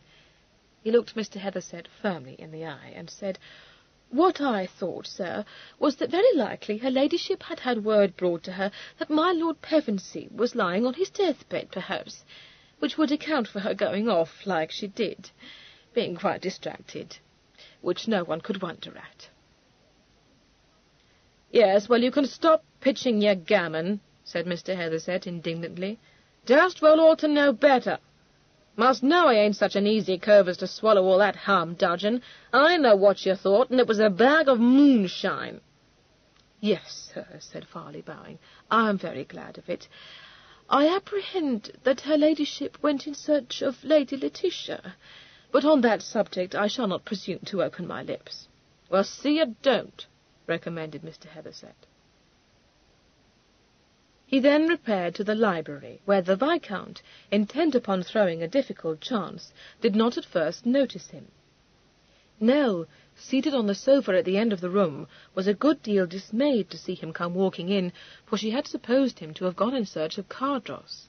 It was evident, since he had shed his cloak, that he had no immediate intention of leaving the house, and she could not help looking reproachfully at him as he came towards her. "No use," he said, in an under voice. "Floored at all points. Farley don't know where Cardross is. Seems to me he's making a dashed cake of himself. But I wouldn't be surprised if he's gone off to Devonshire." "Gone off to Devonshire?" she echoed in amazement. "Nonsense! Why would he do such a thing?" "Chasing after you," he said. "Shouldn't think he'd be such a gudgeon as to set off in a whisky, but he may have hired a chaise. Left the whisky at the posting-house."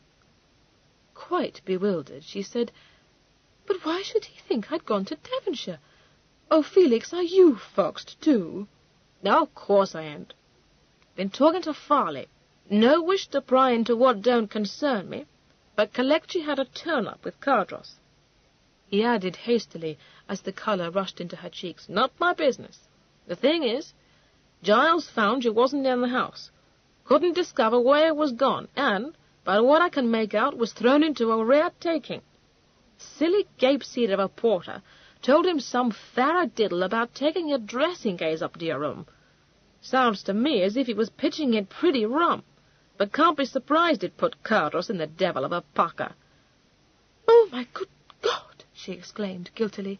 "That was only to draw George out of the hall. How could he suppose—" She stopped and turned apprehensive eyes towards him. Did the servants think I had run away?" "Lord, yes. Bound to," he replied. "However, it don't signify. What I mean is, you hadn't." "No, indeed. But to have caused such a commotion, set them all gossiping. Oh, do you think he will be very angry with me?" No. Might be in a miff, I dare say, but he'll come about," he said soothingly. "Must see you meant it for the best. Not your fault you made a mull of it." This well-meant consolation caused her to spring up, wringing her hands. "Letty," she uttered, "Felix, it is my fault. Oh, if I had but told him, he never will forgive me." The Viscount, His attention, jerked from the bones by her unguarded movement and raised voice, looked round. "What the deuce?" "Well, by God, if that fella Heatherset hasn't come sneaking back!" "What, are you still castaway?" said Mr. Heatherset disgustedly. "I wish you'd take yourself off." "Oh, you do you?" countered his lordship. "Well, I'm not going to stir from this house while you're in it, nut buck. You may depend on that." Mr. Fancourt, with a hazy recollection of earlier events, looked puzzled and said, "But you don't like him, Di. You said you were going to throw him out." "Felix," said Nell, too lost in agitated reflection to heed this interchange, "there is nothing for it but for me to go after them. It may not be too late." "Good God, cousin, you can't do that," said Mr. Heatherset, shocked. "If I went in our own chaise, and you were so very obliging as to go with me," she urged, "it may be hours before Giles returns, and then—" "Well, upon my soul!" ejaculated the Viscount, rising with such hasty violence as to overset his chair. "If that don't beat all hollow!" He seized his sister by the shoulders and shook her. "Have you taken leave of your senses?" he demanded. "Go off in a chase with that fellow? Not while I'm here to stop you." He rounded suddenly on Mr. Heatherset, an ugly look on his face. "What damned cajolery have you been playing off on her?" he said fiercely. "For the Lord's sake, Dysart, go and dip your head in a bucket," begged Mr. Heatherset. "Oh, listen!" Nell said sharply, her face turned towards the door.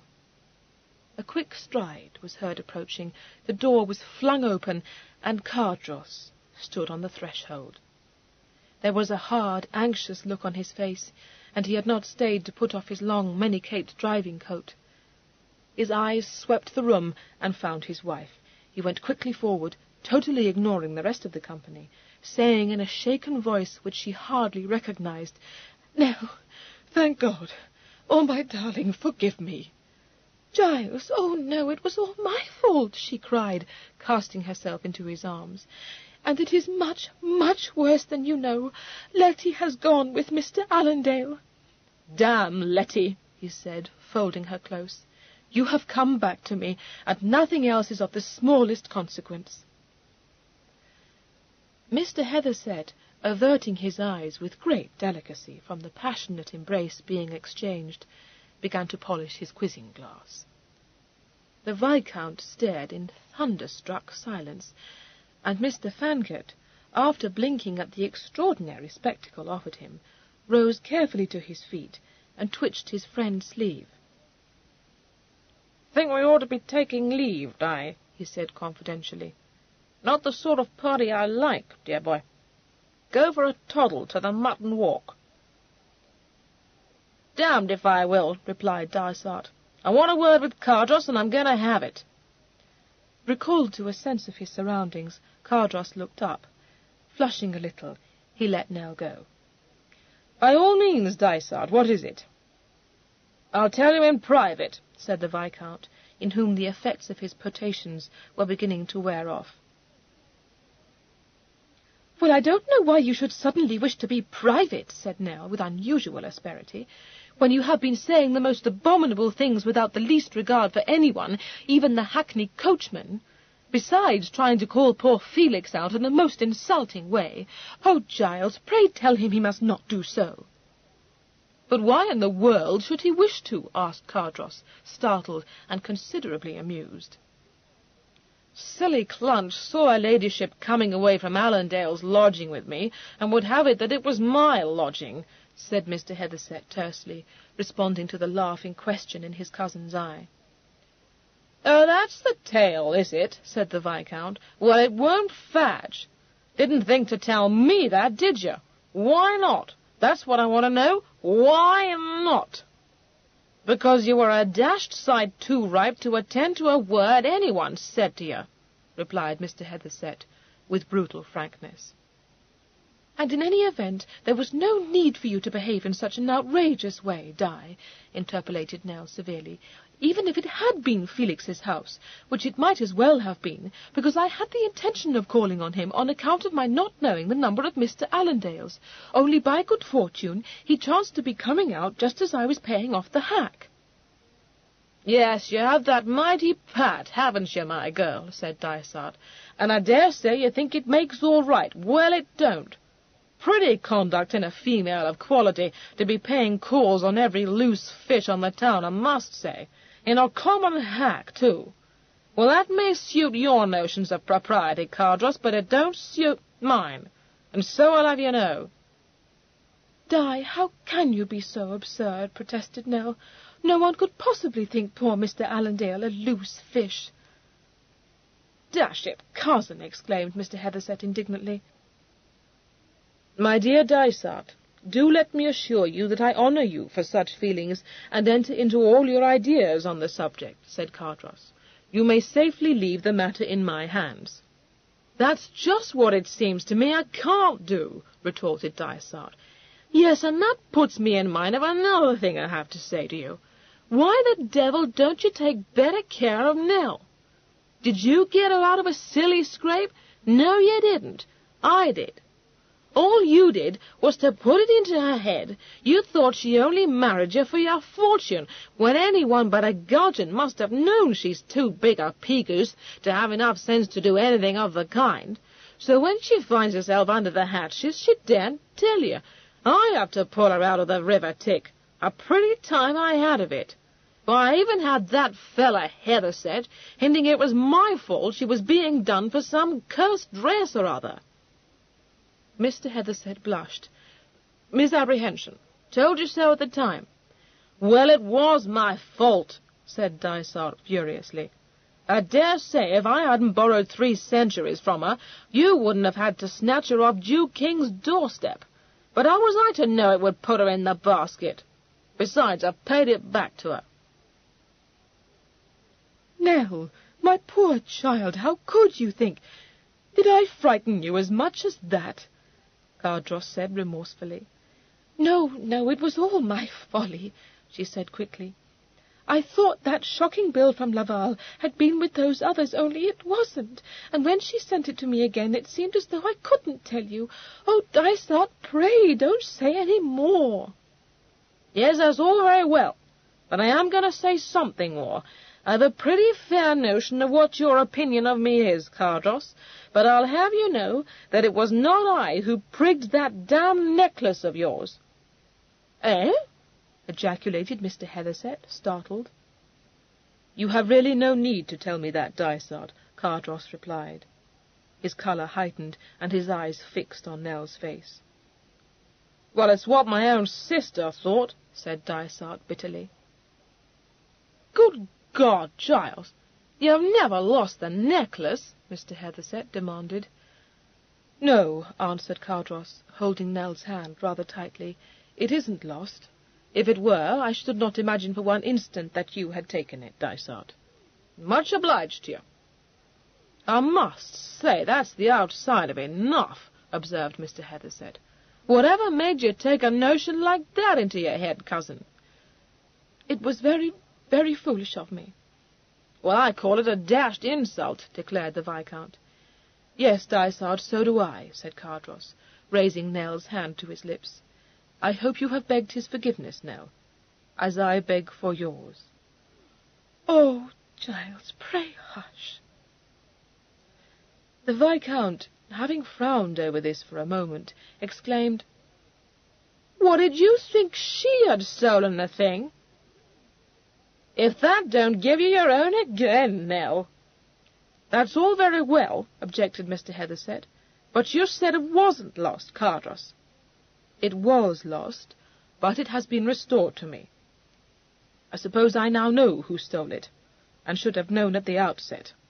Not yours, Sister Dysart, but mine. Was that it, Nell?" "Well, yes, it was," she confessed.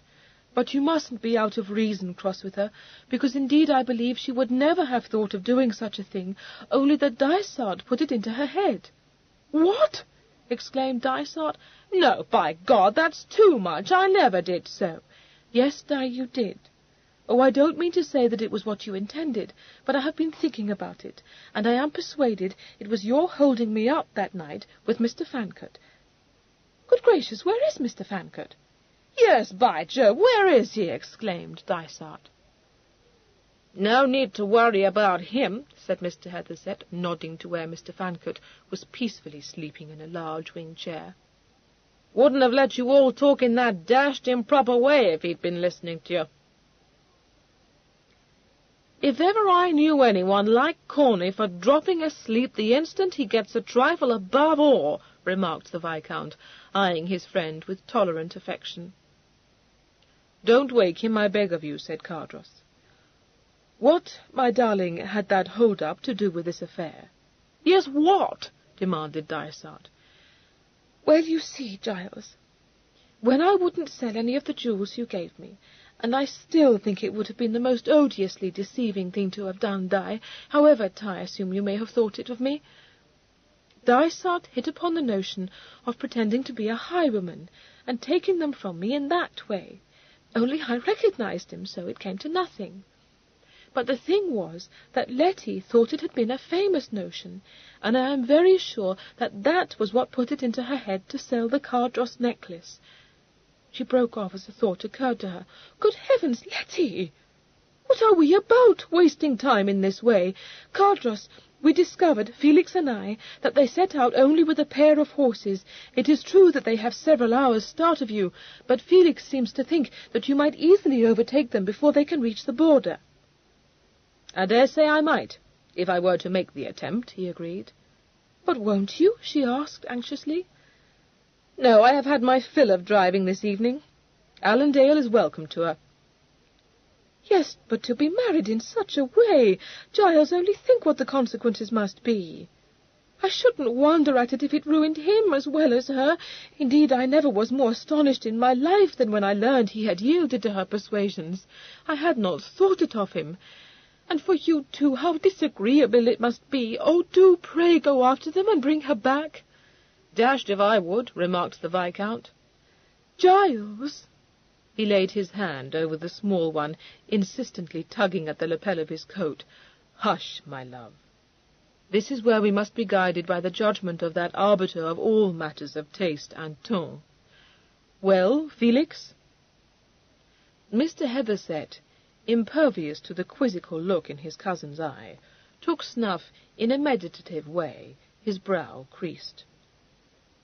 "Don't fancy it'll make much difference," he pronounced at last, restoring the box to his pocket, and flicking a few grains of King's Martinique from his sleeve. "Bound to be a deal of gossip whatever you do. Can't suppose it won't leak out if you go careering off after Letty. Devilish nasty scene, too, if you force her to come home. Seems to have gone into strong hysterics when Allendale tried to get her to do that. Not the sort of thing I should care for." "No, my God," said Cardross, with feeling. "Better make the best of it," decided Mr. Hethersett. "Think I'll be going now. Dare say you'd like to be left alone." Nell held out her hand to him. "I have quite ruined your evening," she said contritely. "Indeed, I am sorry, and so very much obliged to you." "No, no. Happy to be of service," he replied, bowing with exquisite grace over her hand. "Besides, no such thing. On my way to White's before taking a look in at the Seftons' ball. Night's young yet." "Yes, by Jove, so it is," said the Viscount. "Here, Corney, wake up." Mr. Fancourt, urgently shaken, opened his eyes, smiled upon the company, and began to hum softly and unmelodiously to himself. "Now, for the Lord's sake, Corney, you ain't as dead-beat as that," said the Viscount. "Don't start singing again, because you know dashed well you can't do it." "It's my birthday," stated Mr. Fancourt. "Well, that's got nothing to say to anything. Come along.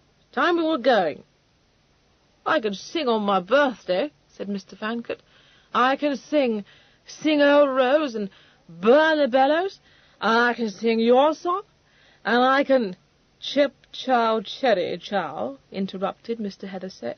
"That's the one," nodded Mr. Fancourt, pleased. "You know it, too." "I've heard it," replied Mr. Hethersett, rather grimly.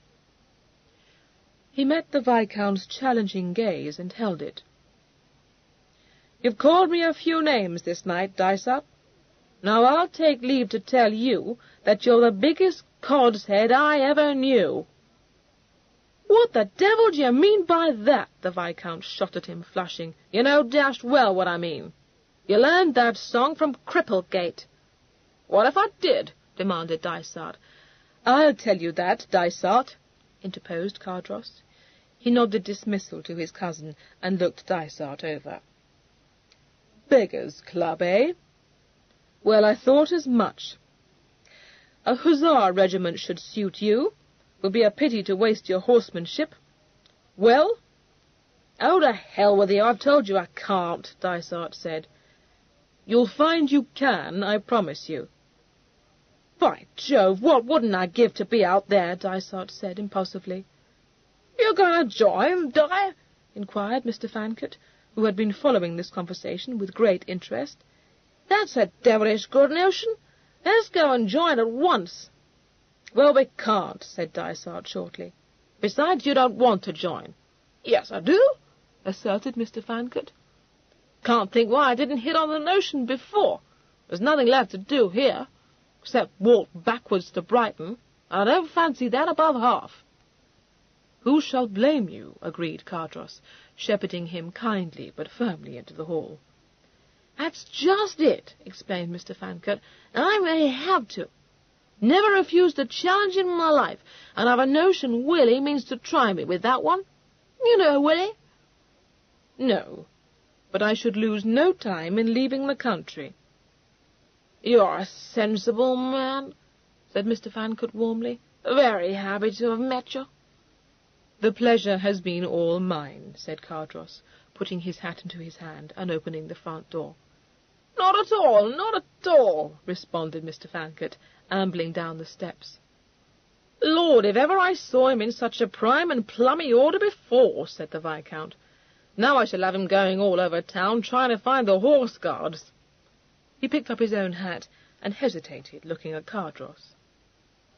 Cardross smiled. "You're a damned fool, Dysart, and a damned nuisance besides, but too good a man to be wasting your talents cutting up court-brained larks. Don't tease yourself about your mother. I'll make it all right in that quarter."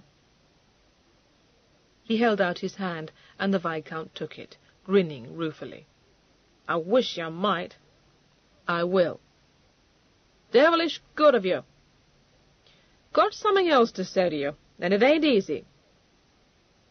From what Nell told me, when she found herself in that fix, well, the long and the short of it is, she didn't know till I told her that you were in love with her. Thought you'd married her as a matter of convenience, and had too much civility to let her see it." He gave a crack of laughter. "Convenience! Lord, what a silly little greenhead!" "Are you serious?" Cardross demanded. "It isn't possible." "Ain't it?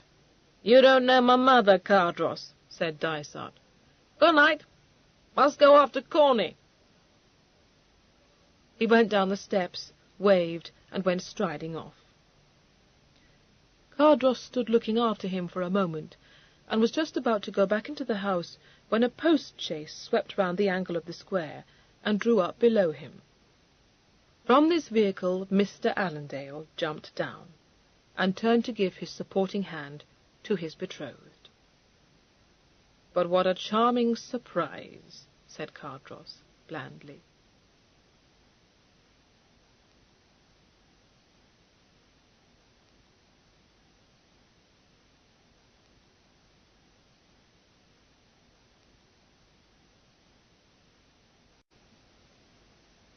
Chapter 15. Mr. Allendale, having paid off the postillion, took his love in one hand and Mr. Thorne's cloak-bag in the other, and trod up the steps to the front door. Here he paused, and looked Cardross squarely in the face. "I have brought her home, sir," he said. "I see you have," replied Cardross. "Most understandable, I'm sure." Letty cast a scared, resentful look up at him, but said nothing. "An explanation is due to you," said Mr. Allendale, "but first I must beg of you most earnestly that whatever wrath you may feel, and I do not deny that it is a just wrath, you will visit upon my head alone." "I fail entirely to see why I should visit my wrath on your head, but if you suppose me to be contemplating a violent revenge on Letty, do let me hasten to reassure you." "You see, love," said Mr. Allendale tenderly. "I am not afraid of Cardross," said Letty in a small, resentful voice. "It would have been very much better for you and all of us if you had been," said Cardross. "Come into the house, but leave your heroism outside." He led the way into the hall, and saw Farley standing in the middle of it, with his mouth at half-cock. "Just so," he remarked. "I heard a carriage drive up, my lord," explained the butler, staring at Letty. "Yes, Lady Letty decided after all she would not spend the night in Bryanston Square," said Cardross ironically. "You may come into the book-room, both of you." He walked to the door and held it wide. Across the room Nell's eyes met his, a startled question in them. "Giles, I thought I heard—" "You did, my love. Can you conceive of anything more delightful? Dear little Letty is once more in our midst." "I hate you," said Letty passionately, and burst into tears. "Letty, oh, Letty, thank God you've come back," cried Nell, hurrying forward. "I wish I hadn't. I wish I were dead," sobbed Letty. "No, no, you mustn't say that," Nell told her, putting an arm round her and stretching out her other hand to Mr. Allendale. "Mr. Allendale, how glad I am that I wasn't mistaken in you. I couldn't think it possible that you would do such an improper thing as to elope with her." He kissed her hand punctiliously and said, "I wish that I could find the words to express to your ladyship the sense of obligation I feel, but when I consider the circumstances and what cause you have had, the whole truth not being known to you, to think me infamous, I am rendered tongue-tied." "Not noticeably," said Cardross dryly. Nell bit her lip and drew Letty to the sofa. "Come, love, sit down beside me and try to compose yourself." She saw how anxiously Mr. Allendale was watching Letty, and smiled at him reassuringly. "She will be better directly. Don't pay any heed to her." He looked grateful, but turned with a resolute air to Cardross. "Sir, I have a duty to discharge. I speak on behalf of Lady Letitia, and I shall be brief, merely imploring you to remember that she is young and in the greatest distress, and has thrown herself upon your mercy. What I have to disclose to you cannot but shock you deeply. You do not yet know the worst, and it is my painful duty to inform you of it." "Oh, yes, I do," replied Cardross. "You were about to tell me that Letty stole the Cardross necklace." Letty raised her head from Nell's shoulder. "It wasn't stealing, it wasn't," she declared. "It didn't belong to Nell, and she didn't even like it. It belonged to the family, and so it was just as much mine as yours, Giles." "My love, you are forgetting that I have several times explained to you that that is not so," said Mr. Allendale gravely. "Yes, but it is. And anyway, Giles won't let me have my fortune, so what else could I do?" Mr. Allendale looked pained, but apparently decided that the moment was not ripe for argument. Drawing a package from his pocket, he laid it on the table before him and said, "That is the sum the necklace realized, my lord. Had I been able, I would have done my utmost to recover the necklace itself. It was not in my power, however. I have not been at liberty to repair to the jeweller to whom it was sold. I will furnish your lordship with—" "Let me set your mind at rest," Cardross interrupted. "The jeweller brought it to me earlier today, and I have already redeemed it." "Sir, you have removed a weight from my mind," said Mr. Allendale earnestly. "Yes, I expect I have," agreed Cardross. "I wish you will satisfy the curiosity in mine. Was it the discovery that your bride had stolen the necklace which made you abandon your flight to Gretna Green?" At what stage did you turn back?" "There was no such flight, my lord." "No, of course not," Nell said. "But where did you go, Mr. Allendale?" "I was guilty of practising deception," he said heavily. "I need not, I hope, assure you that such a course was of the utmost repugnance to me. To deceive one so dear to me, and one who, moreover, placed the most implicit trust in my integrity, was more painful than I can describe. But when I found that no words of mine could avail to persuade my darling to return to her home, when I saw her in such agony of grief and despair—" "Yes, I've seen Letty in hysterics," said Cardross. "You have no need to describe the scene to me. I pity you sincerely. What, in fact, did you do?" "Fearing that if I compelled her to return to this house she might put a period to her existence, I agreed to fly with her to the border," said Mr. Allendale. "She believed that we were on our way north, but it was not so. I did not carry her to Gretna Green, but to Wimbledon." There was a moment's astonished silence. "To Wimbledon?" said Cardross in a voice that shook. "I expect you had an excellent reason for your choice?"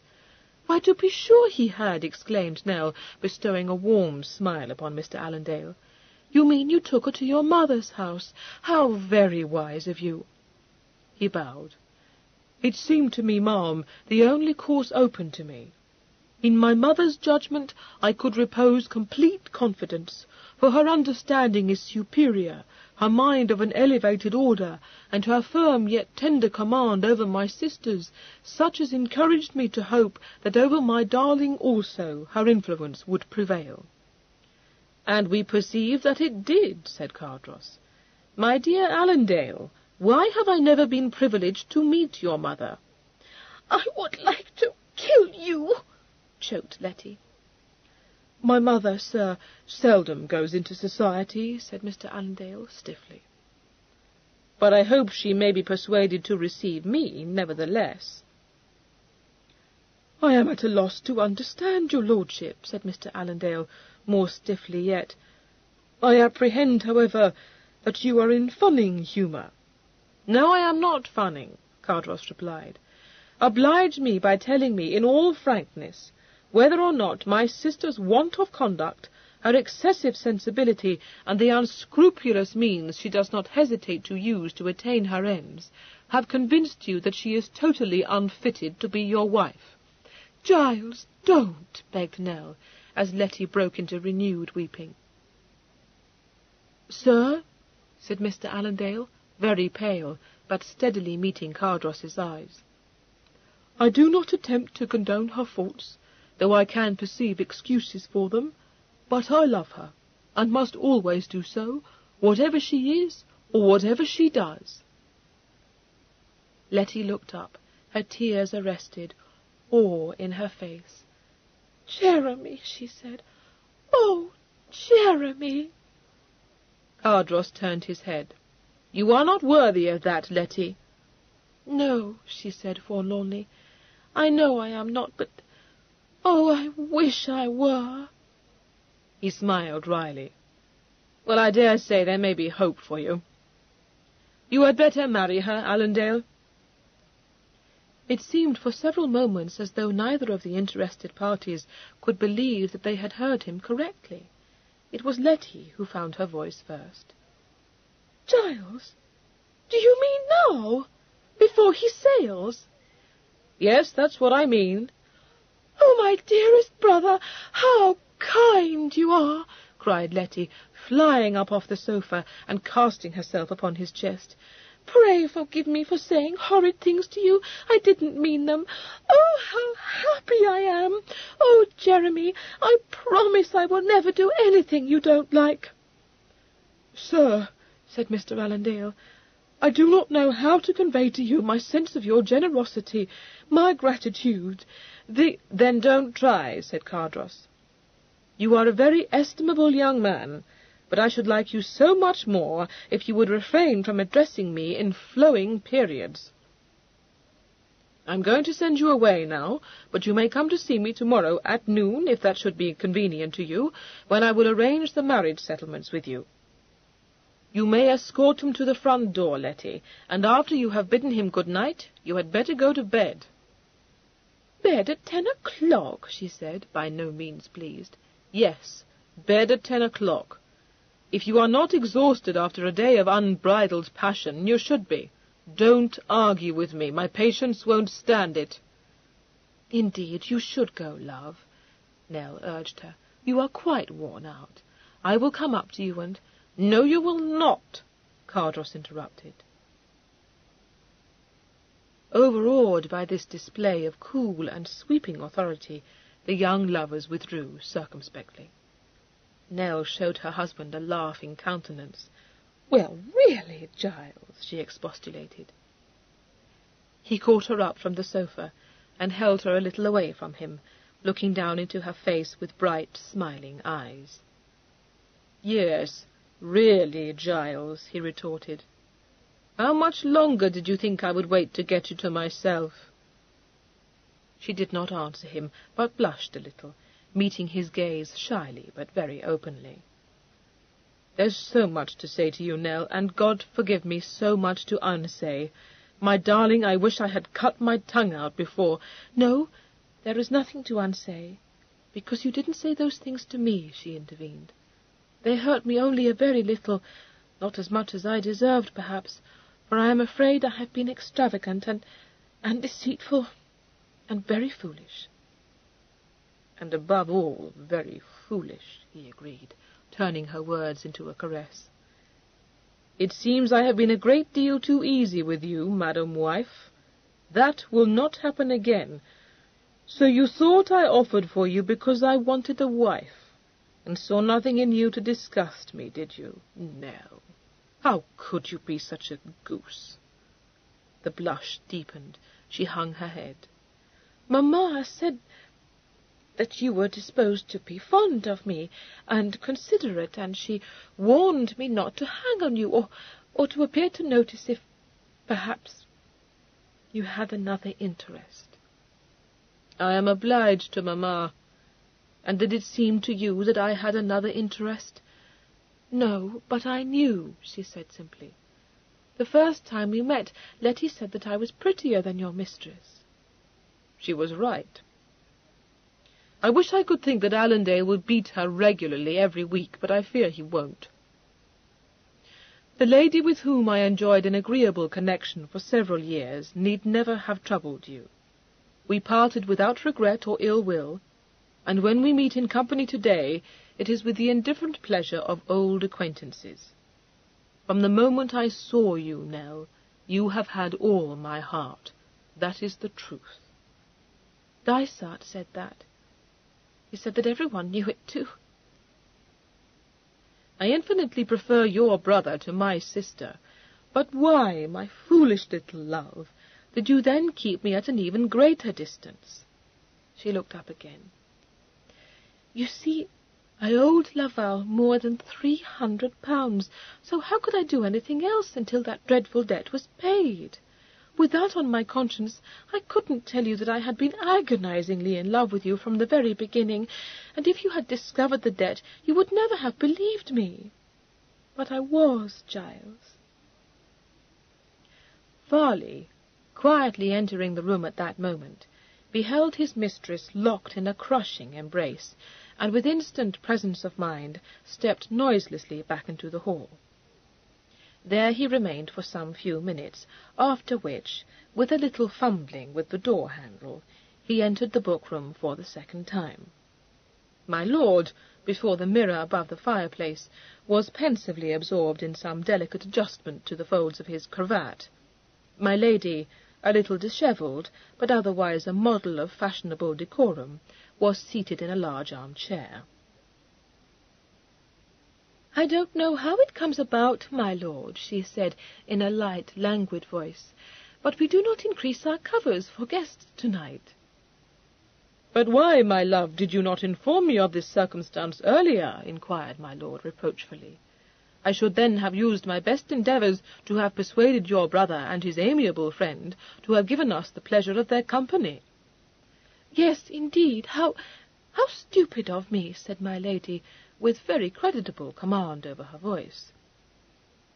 "And Allendale," pursued my lord ruthlessly, "in case the conversation should have flagged."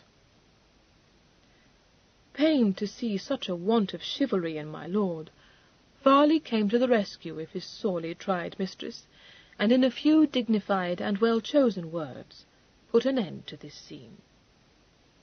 "Supper, my lady, is served," he announced. "Don't blame me if she drives you to distraction." He left the room on these words, and after a discreet interval Miss Sutton returned to it, to complete, with lofty dignity, her task of presenting her mistress suitably coiffed and gowned for an appearance in the Chapel Royal.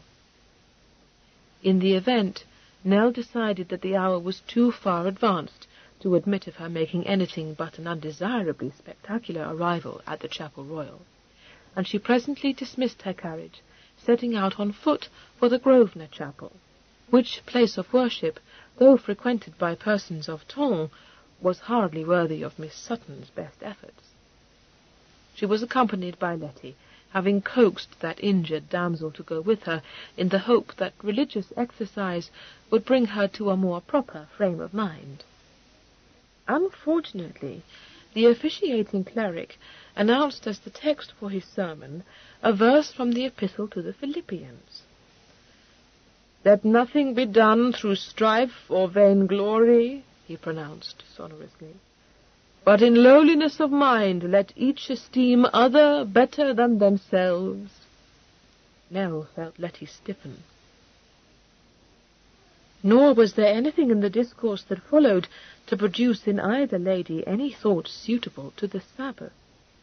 So opposite to the events of the morning was the sermon that Nell, far from being edified, was hard put to it to stifle a shocking fit of giggles, while Letty, swelling with wrath, could not afterwards be persuaded that Cardross had not suborned the blameless cleric into choosing a text aimed directly at herself. Upon their return to Grosvenor Square, Nell found a note from Dysart awaiting her. No, the porter informed her, his lordship had not called in person, but had sent it by the hand of his groom. Nell bore it upstairs to her dressing-room to peruse it in private, but its contents were disappointing. The Viscount had scrawled no more than a couple of lines to say that he had received her warning and would take care to keep out of Cardross's way. He remained her affectionate brother Dysart.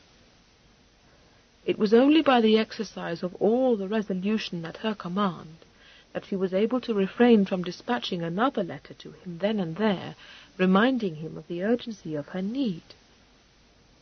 Lady Sefton called during the course of the afternoon, and stayed for an hour, uttering cryptic remarks, and peeping at Letty through her fingers as she did so, in a roguish manner that caused that young lady to apostrophize her later as a nasty creature, which was unjust, since beneath her tiresome affectations she was the kindest of creatures.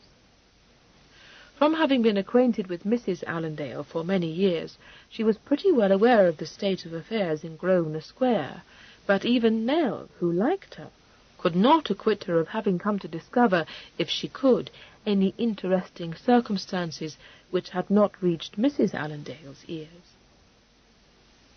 Hardly had she departed than a much more unwelcome visitor arrived in the person of Lady Cooper, who came with the ostensible object of begging dear Lady Cardross to lend her support to a charitable organization of which she herself was a leading patroness, but lost little time in trying to ferret out in the most caressing way possible all the details of Letty's romance. Nell was mortified indeed to realize that her lord's little sister had become one of the on dit of London, and glancing towards her, thought that she too looked to be rather struck. Lady Cooper, like all the lambs, was possessed of a degree of charm that too often lured the unwary into reposing confidences in her which would later provide her with matter for her witty tongue. But her insinuating manners won her nothing from the two Marian ladies but a stony stare from Letty, and from Nell a gentle civility that rebuffed all hints and inquiries, and caused her later to tell her numerous acquaintances that it was a sad pity that so beautiful a creature should be so insufferably insipid. As for her hostesses, no sooner had she taken herself off than they spent an agreeable half-hour abusing her, and in trying to decide whether her worst fault was cutting at people behind their backs, or paying visits in dresses trimmed with positively dirty lace. The evening was enlivened by a spirited attempt made by Letty to convince her brother that in withholding her fortune from her he was guilty of embezzlement. He refused to be drawn into altercation, and even listened to her with great patience when, abandoning this unpromising line of attack, she expatiated on the manifold, if somewhat nebulous, advantages of life in Brazil, and the miseries she would undergo if separated by thousands of miles and an aeon of time from Mr. Allendale. He even tried to coax her into viewing her circumstances with rather more moderation, representing to her in a little amusement, but with a good deal of kindness, that 2 or even 3 years could hardly be thought an aeon of time, and that the possibility of Mr. Allendale's being snatched into marriage by a designing female of Portuguese extraction was too remote to be worthy of consideration. "Don't put yourself in this passion, my dear little sister," he said, taking her hand and giving it a squeeze. "You might be so very much worse off, you know. If I were the unfeeling tyrant you believe me to be, I should have told Allendale never to think of you again, and that is certainly what the world will say I should have done. And I haven't said it, and I shall not. But you must not expect me to allow you, at 17, to throw yourself away on a young man who has neither birth nor position, and stands as yet only on the threshold of his career. I shan't do it. So stop coming to cuffs with me like a good girl and try to be a little wiser." She stared bleakly up into his face, her own very set. "You wouldn't talk so if you had ever loved anyone as I loved Jeremy. You cannot know what it is to form a lasting passion." He dropped her hand. "You are mistaken," he said, in an even tone, and turned away from her to address some light commonplace to his wife. Letty flushed vividly, and said, "I am not mistaken. You may think you have a heart, but you haven't. You don't like to be told that, but it's true." He said over his shoulder, "Letty, you are not only becoming a dead bore, but you want manner as well as sense. Let me tell you that until you learn to behave with propriety, you will make the worst wife imaginable for a diplomat." "Jeremy," said Letty, her bosom heaving, "thinks me perfect." "Which," remarked Cardross, as she slammed herself out of the room, "gives me no very high idea of his understanding." Nell smiled, but said only, as she rose from her chair, "I think I should follow her. She has been very low and depressed all day, and you know how it is with her. When she is happy, I never knew anyone whose spirits mounted so high, but they can be all dashed down in a minute, and then she knocks herself up with one of her fits of crying." "I have very little patience to waste on such distempered freaks," he replied. "The truth is that she has been spoilt to death, and cannot endure to have her will crossed." "Oh, yes," she agreed, "but you would not wish her to cry herself into a fever." "Nonsense," he said irritably, adding, however, after a frowning moment, "I don't wish her to wear your spirits down, at all events. I suppose she will make us endure weeks of sulks. There is no doing anything until Allendale has sailed. But how would it be if I took a house in Brighton, after all, instead of going home to Marion at the end of the season? Do you remember how cross she was when I refused to take her there? I had nothing but scowls from her for a full week. Well, Prinny's parties are not what I would choose for her, but if it would divert her to go there—" "Perhaps it would divert her a little," she answered. She raised her eyes and added, after a moment's hesitation, "Not very much, however. I don't mean to vex you, Cardross, but I think you don't perfectly understand. You hope that Letty will forget Mr. Allendale, but she won't. You see, she loves him." "A child of her age? What does she know of the matter?" She coloured faintly, and managed to say, though not easily, "I was not very much older when you offered for me." His eyes turned towards her, an arrested expression in them. He did not answer her immediately, and when he did speak, it was with a certain deliberation. "No, you were not, were you?"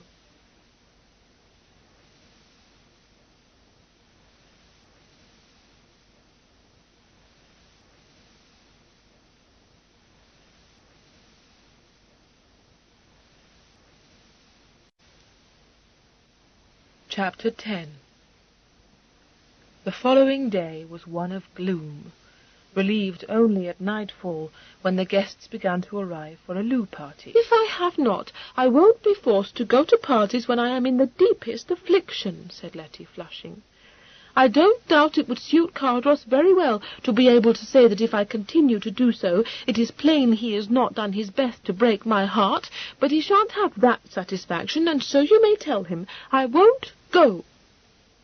"Indeed, Letty, you must go," Nell said earnestly. "You cannot surely wish to have your affairs made the subject of gossip. Think how vexed you were when Lady Sefton and Lady Cooper came here on Sunday to try if they could discover what truth there is in the rumours that are going about. Pray do not wear your heart on your sleeve, my dear. It is so very unbecoming." "I won't go," Letty reiterated mulishly. "Won't go where?" asked Cardross, coming into the room in time to hear this declaration. "I won't go to Osterley with Nell, and I don't care if people do gossip." "Of course you will go to Osterley," he said calmly. "What excuse could you possibly offer for crying off?" "I have already told Nell I have the tic, and if she doesn't choose to believe me, she need not. But you can neither of you force me to go." "Doesn't Nell believe you? How unfeeling of her. I believe you, my pet, and I will send a message round to Dr. Bailey desiring him to call." He added, the glimmer of a smile at the back of his eyes, "My own engagements are of no particular moment, and I will promise to remain at home with you." "Rather than endure your company, I will go to Osterley," said Letty, quivering with suppressed fury. "Yes, I thought you would," he observed, holding the door for her to pass out of the room. He raised an eyebrow at Nell, and said, as he shut the door again, "What mischief is she plotting? A clandestine meeting with Allendale?" "I don't know," Nell said worriedly. "I hope not, but I own I can't feel easy about her. I do most sincerely sympathize with her, but it will not do for her to be meeting him in such a way. You won't mention this to her, but I fear she has let her partiality for him be too clearly seen, and there is already a little gossip about her in a certain set." "The devil there is! Take care, then, she doesn't give you the slip. Secret meetings I will not endure." "No, indeed. But I have been wondering, Cardross, if you would permit me to invite Mr. Allendale to dine with us before he leaves England. Poor Letty! It is very hard if she is not even to be granted the opportunity of taking leave of him." "Lending my countenance to an engagement of which I disapprove?" he said quizzically. "No more than you have done already, in saying that they may be married when he returns from Brazil," she urged. I am persuaded she would be very sensible of your kindness in granting her that indulgence, and then, you know, there would be no need for her to meet him without our knowledge." He looked sceptical, but shrugged, and said, "Very well. You may do as seems best to you." "Thank you. I will tell her, and I do hope it may comfort her a little." But Letty, informed of the treat in store, betrayed no enthusiasm for it, nor, when Nell represented to her the impropriety of her meeting Mr. Allendale in secret, did she return any very satisfactory answer. She sat beside Nell in the carriage, looking the embodiment of discontent, but grew rather more cheerful at Osterley. She was always susceptible to admiration, and she received so many compliments on her appearance in a new and dashing dress of pale lemon-coloured crepe, worn over a slip of white sarcenet, that Nell soon saw, to her relief, that she had abandoned her die-away air, and was prepared to enjoy herself. Shortly after noon, the porter at Cardross House opened the door to the Viscount Dysart. His lordship, who was dressed for travel in breeches and top-boots, trod briskly into the hall and demanded his sister. Upon learning that she had gone off on an expedition of pleasure with the Lady Letitia, he looked first thunderstruck and then wrathful, and exclaimed, "Gone to Osterley? Well, hell and the devil confound it! Did she leave any message for me?" "No," the porter said apologetically. He did not think her ladyship had left a message, unless, perhaps, with Farley. The Viscount turned an impatient and inquiring look upon Farley, who had appeared from the nether regions, and was bowing to him with stately civility. "Did her ladyship say when she would be back?" he demanded. "No, my lord, merely that she had no expectation of being late. I understand it is an—" It began inauspiciously with a further reminder from Madame Laval, which threw Nell into such a fever of apprehension that she could no longer forbear to plague Dysart, but sent round a letter to his lodgings immediately, imploring him either to tell her what she must do, or to negotiate a loan for her with a respectable usurer. Hardly had this been dispatched than Martha came to her with a message from her mistress. Letty, it appeared, had awakened with a toothache after a troubled night, and begged to be excused from accompanying her sister to North Audley Street on a morning visit to the Misses Berry. Nell found the sufferer still abed, a trifle heavy-eyed, but looking remarkably pretty, and without the vestige of a swollen jaw. This seemed to indicate that at least there was no abscess. But when Letty announced, in the voice of one dwindling to decay, that she thought perhaps the pain would go off if she remained quietly in bed, Nell was resolute in insisting that she should visit the dentist. She was not surprised by Letty's reluctance to do so, for the prospect of having a tooth drawn was not one which she herself could have faced with equanimity. But when Letty said at last that she would go, and that Martha should accompany her, so that Nell need not postpone her duty call in North Audley Street, she began to suspect that the toothache was not unconnected with this call. The late Lady Cardross had been a close friend of both the Berry sisters, but her daughter, ungrateful for the kindly interest they took in her, could be depended on to find ingenious excuses for not visiting them. She said that Miss Berry was quizzy, and Miss Agnes cross, and nothing bored her more than to be obliged to drive down to Little Strawberry to spend the day with them. Indeed, she had brightened so perceptibly when Miss Berry, on the occasion of her last visit to the Marian ladies, had confided with a sigh that she was compelled to find a tenant for Little Strawberry, that Nell had been positively ashamed of her, and had later taken her severely to task for heartlessness and incivility. So she now eyed the spoiled beauty measuringly, and said that she herself would take her to visit Mr. Tilton. Had she been feeling less oppressed, she must have laughed at the smouldering look of resentment cast at her from beneath Letty's curling lashes. Happily for Letty, who, by the time she was handed into the sinister chair in Mr. Tilton's room, was in a quake of fright, that worthy practitioner could find nothing amiss with her teeth. In his opinion, the pain she was enduring so bravely was due to a nervous tic. He recommended bed and a few drops of laudanum as a composer, a prescription which Nell inexorably forced her unwilling sister to carry out, with the result that by 4 o'clock Letty announced herself to be perfectly cured, and got up to array herself for the evening's party.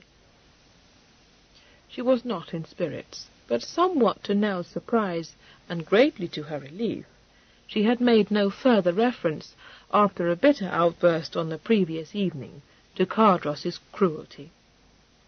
She seemed to have realized that there could be no moving him, and while the droop to her mouth and the brooding look in her eyes held out every promise of a fit of the sullens, Nell could not but feel she could bear this better than the exhausting and quite fruitless discussions she had been lately compelled to enter into. Dysart did not come, but as the retired gentleman's gentleman in whose establishment he resided rather thought that he had gone out of town to see a prize-fight, this was not wonderful. Nell could only hope that he would find the time to send a written answer to her letter, since, if he were to call in person in Grosvenor Square on the following day, he would not find her at home. She was engaged to take Letty to an al fresco party at Osterley. There was no letter from him in the morning, and had her hostess been any other than Lady Jersey, whom it would be very dangerous to offend, she would have been much inclined to have cried off from the party.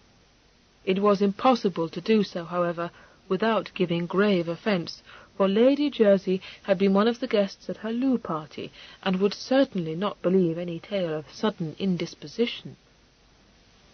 "Oh, no," Letty agreed. "It would be quite shocking if you did not go. But I am sure I need not, for I have not the least heart for it, besides being teased by this horrid tic. I mean to stay at home with a shawl round my head." "And Paley's sermons in your hand, I dare say," exclaimed Nell. "For shame, Letty, you have no more tic than I have." "Yes, and carry you there if you don't instantly obey me," he said, pulling the door open again. "Out!" "For heaven's sake, Cardross," expostulated Nell, in the liveliest dread that Letty would relapse into hysterics, "do pray go away and leave her to me. This is my room, and really you have no right to order Letty out of it." "You have an odd notion of my rights," he said grimly. "I don't question that she is more welcome in your room than I am, but you will own that I at least have the right to be private with you when I choose." She whitened, but said quietly, "Most certainly. And if it is the case that you wish to speak to me, shall we go into my dressing-room?" "You need not put yourself to so much trouble," declared Letty, trembling with anger.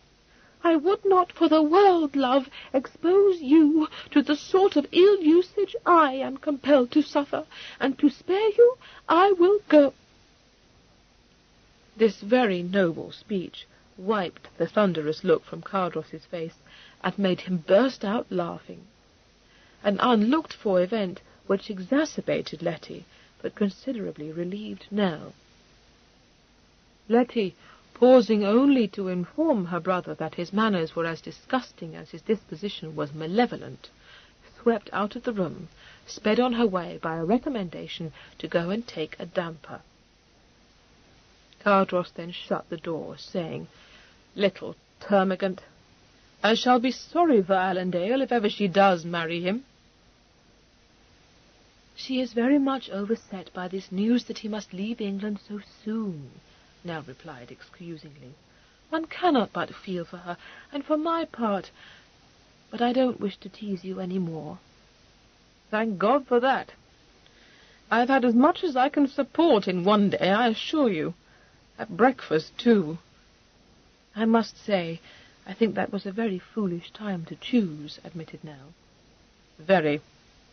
But she would not have found me more persuadable at any other hour," he added, as she sighed. "Yes, I am aware of what your sentiments are, but I didn't come to enter into an argument with you over this lamentable affair. What I did come for was to discuss with you what would be the wisest course to pursue now. We may be sure of one thing. Until that regrettable young man is out of the country, there will be no peace for either of us. I shall no doubt be subjected to endless repetitions of today's scene, and you, I suppose, will be obliged to sustain the exhausting role of confidant. Well, I know of no reason why you should be called upon to endure Letty's tantrums, so tell me frankly, if you please, if you would wish me to pack her off to Bath." "Upon no account in the world," she said quickly. "Surely you were only funning when you made that threat." "I was, but I didn't then know that Allendale was to leave England so soon." No, don't think of it. It would be so dreadfully unkind to send her out of town when she has so little time left before Mr. Allendale sails. I am persuaded, too, that she would run away, perhaps to Mrs. Thorne, and you would very much dislike that. Only think how it would look." "If I know my Aunt Honoria, she would be given no chance to run away," he said with a wry smile. "Don't imagine, however, that I wish to send her there. She's a tiresome little wretch, and when she starts brangling and brawling, I could willingly wring her neck. But so much must be laid at the door of her upbringing that I can't feel she deserves quite such a fate as to be delivered up to that dragon of a female.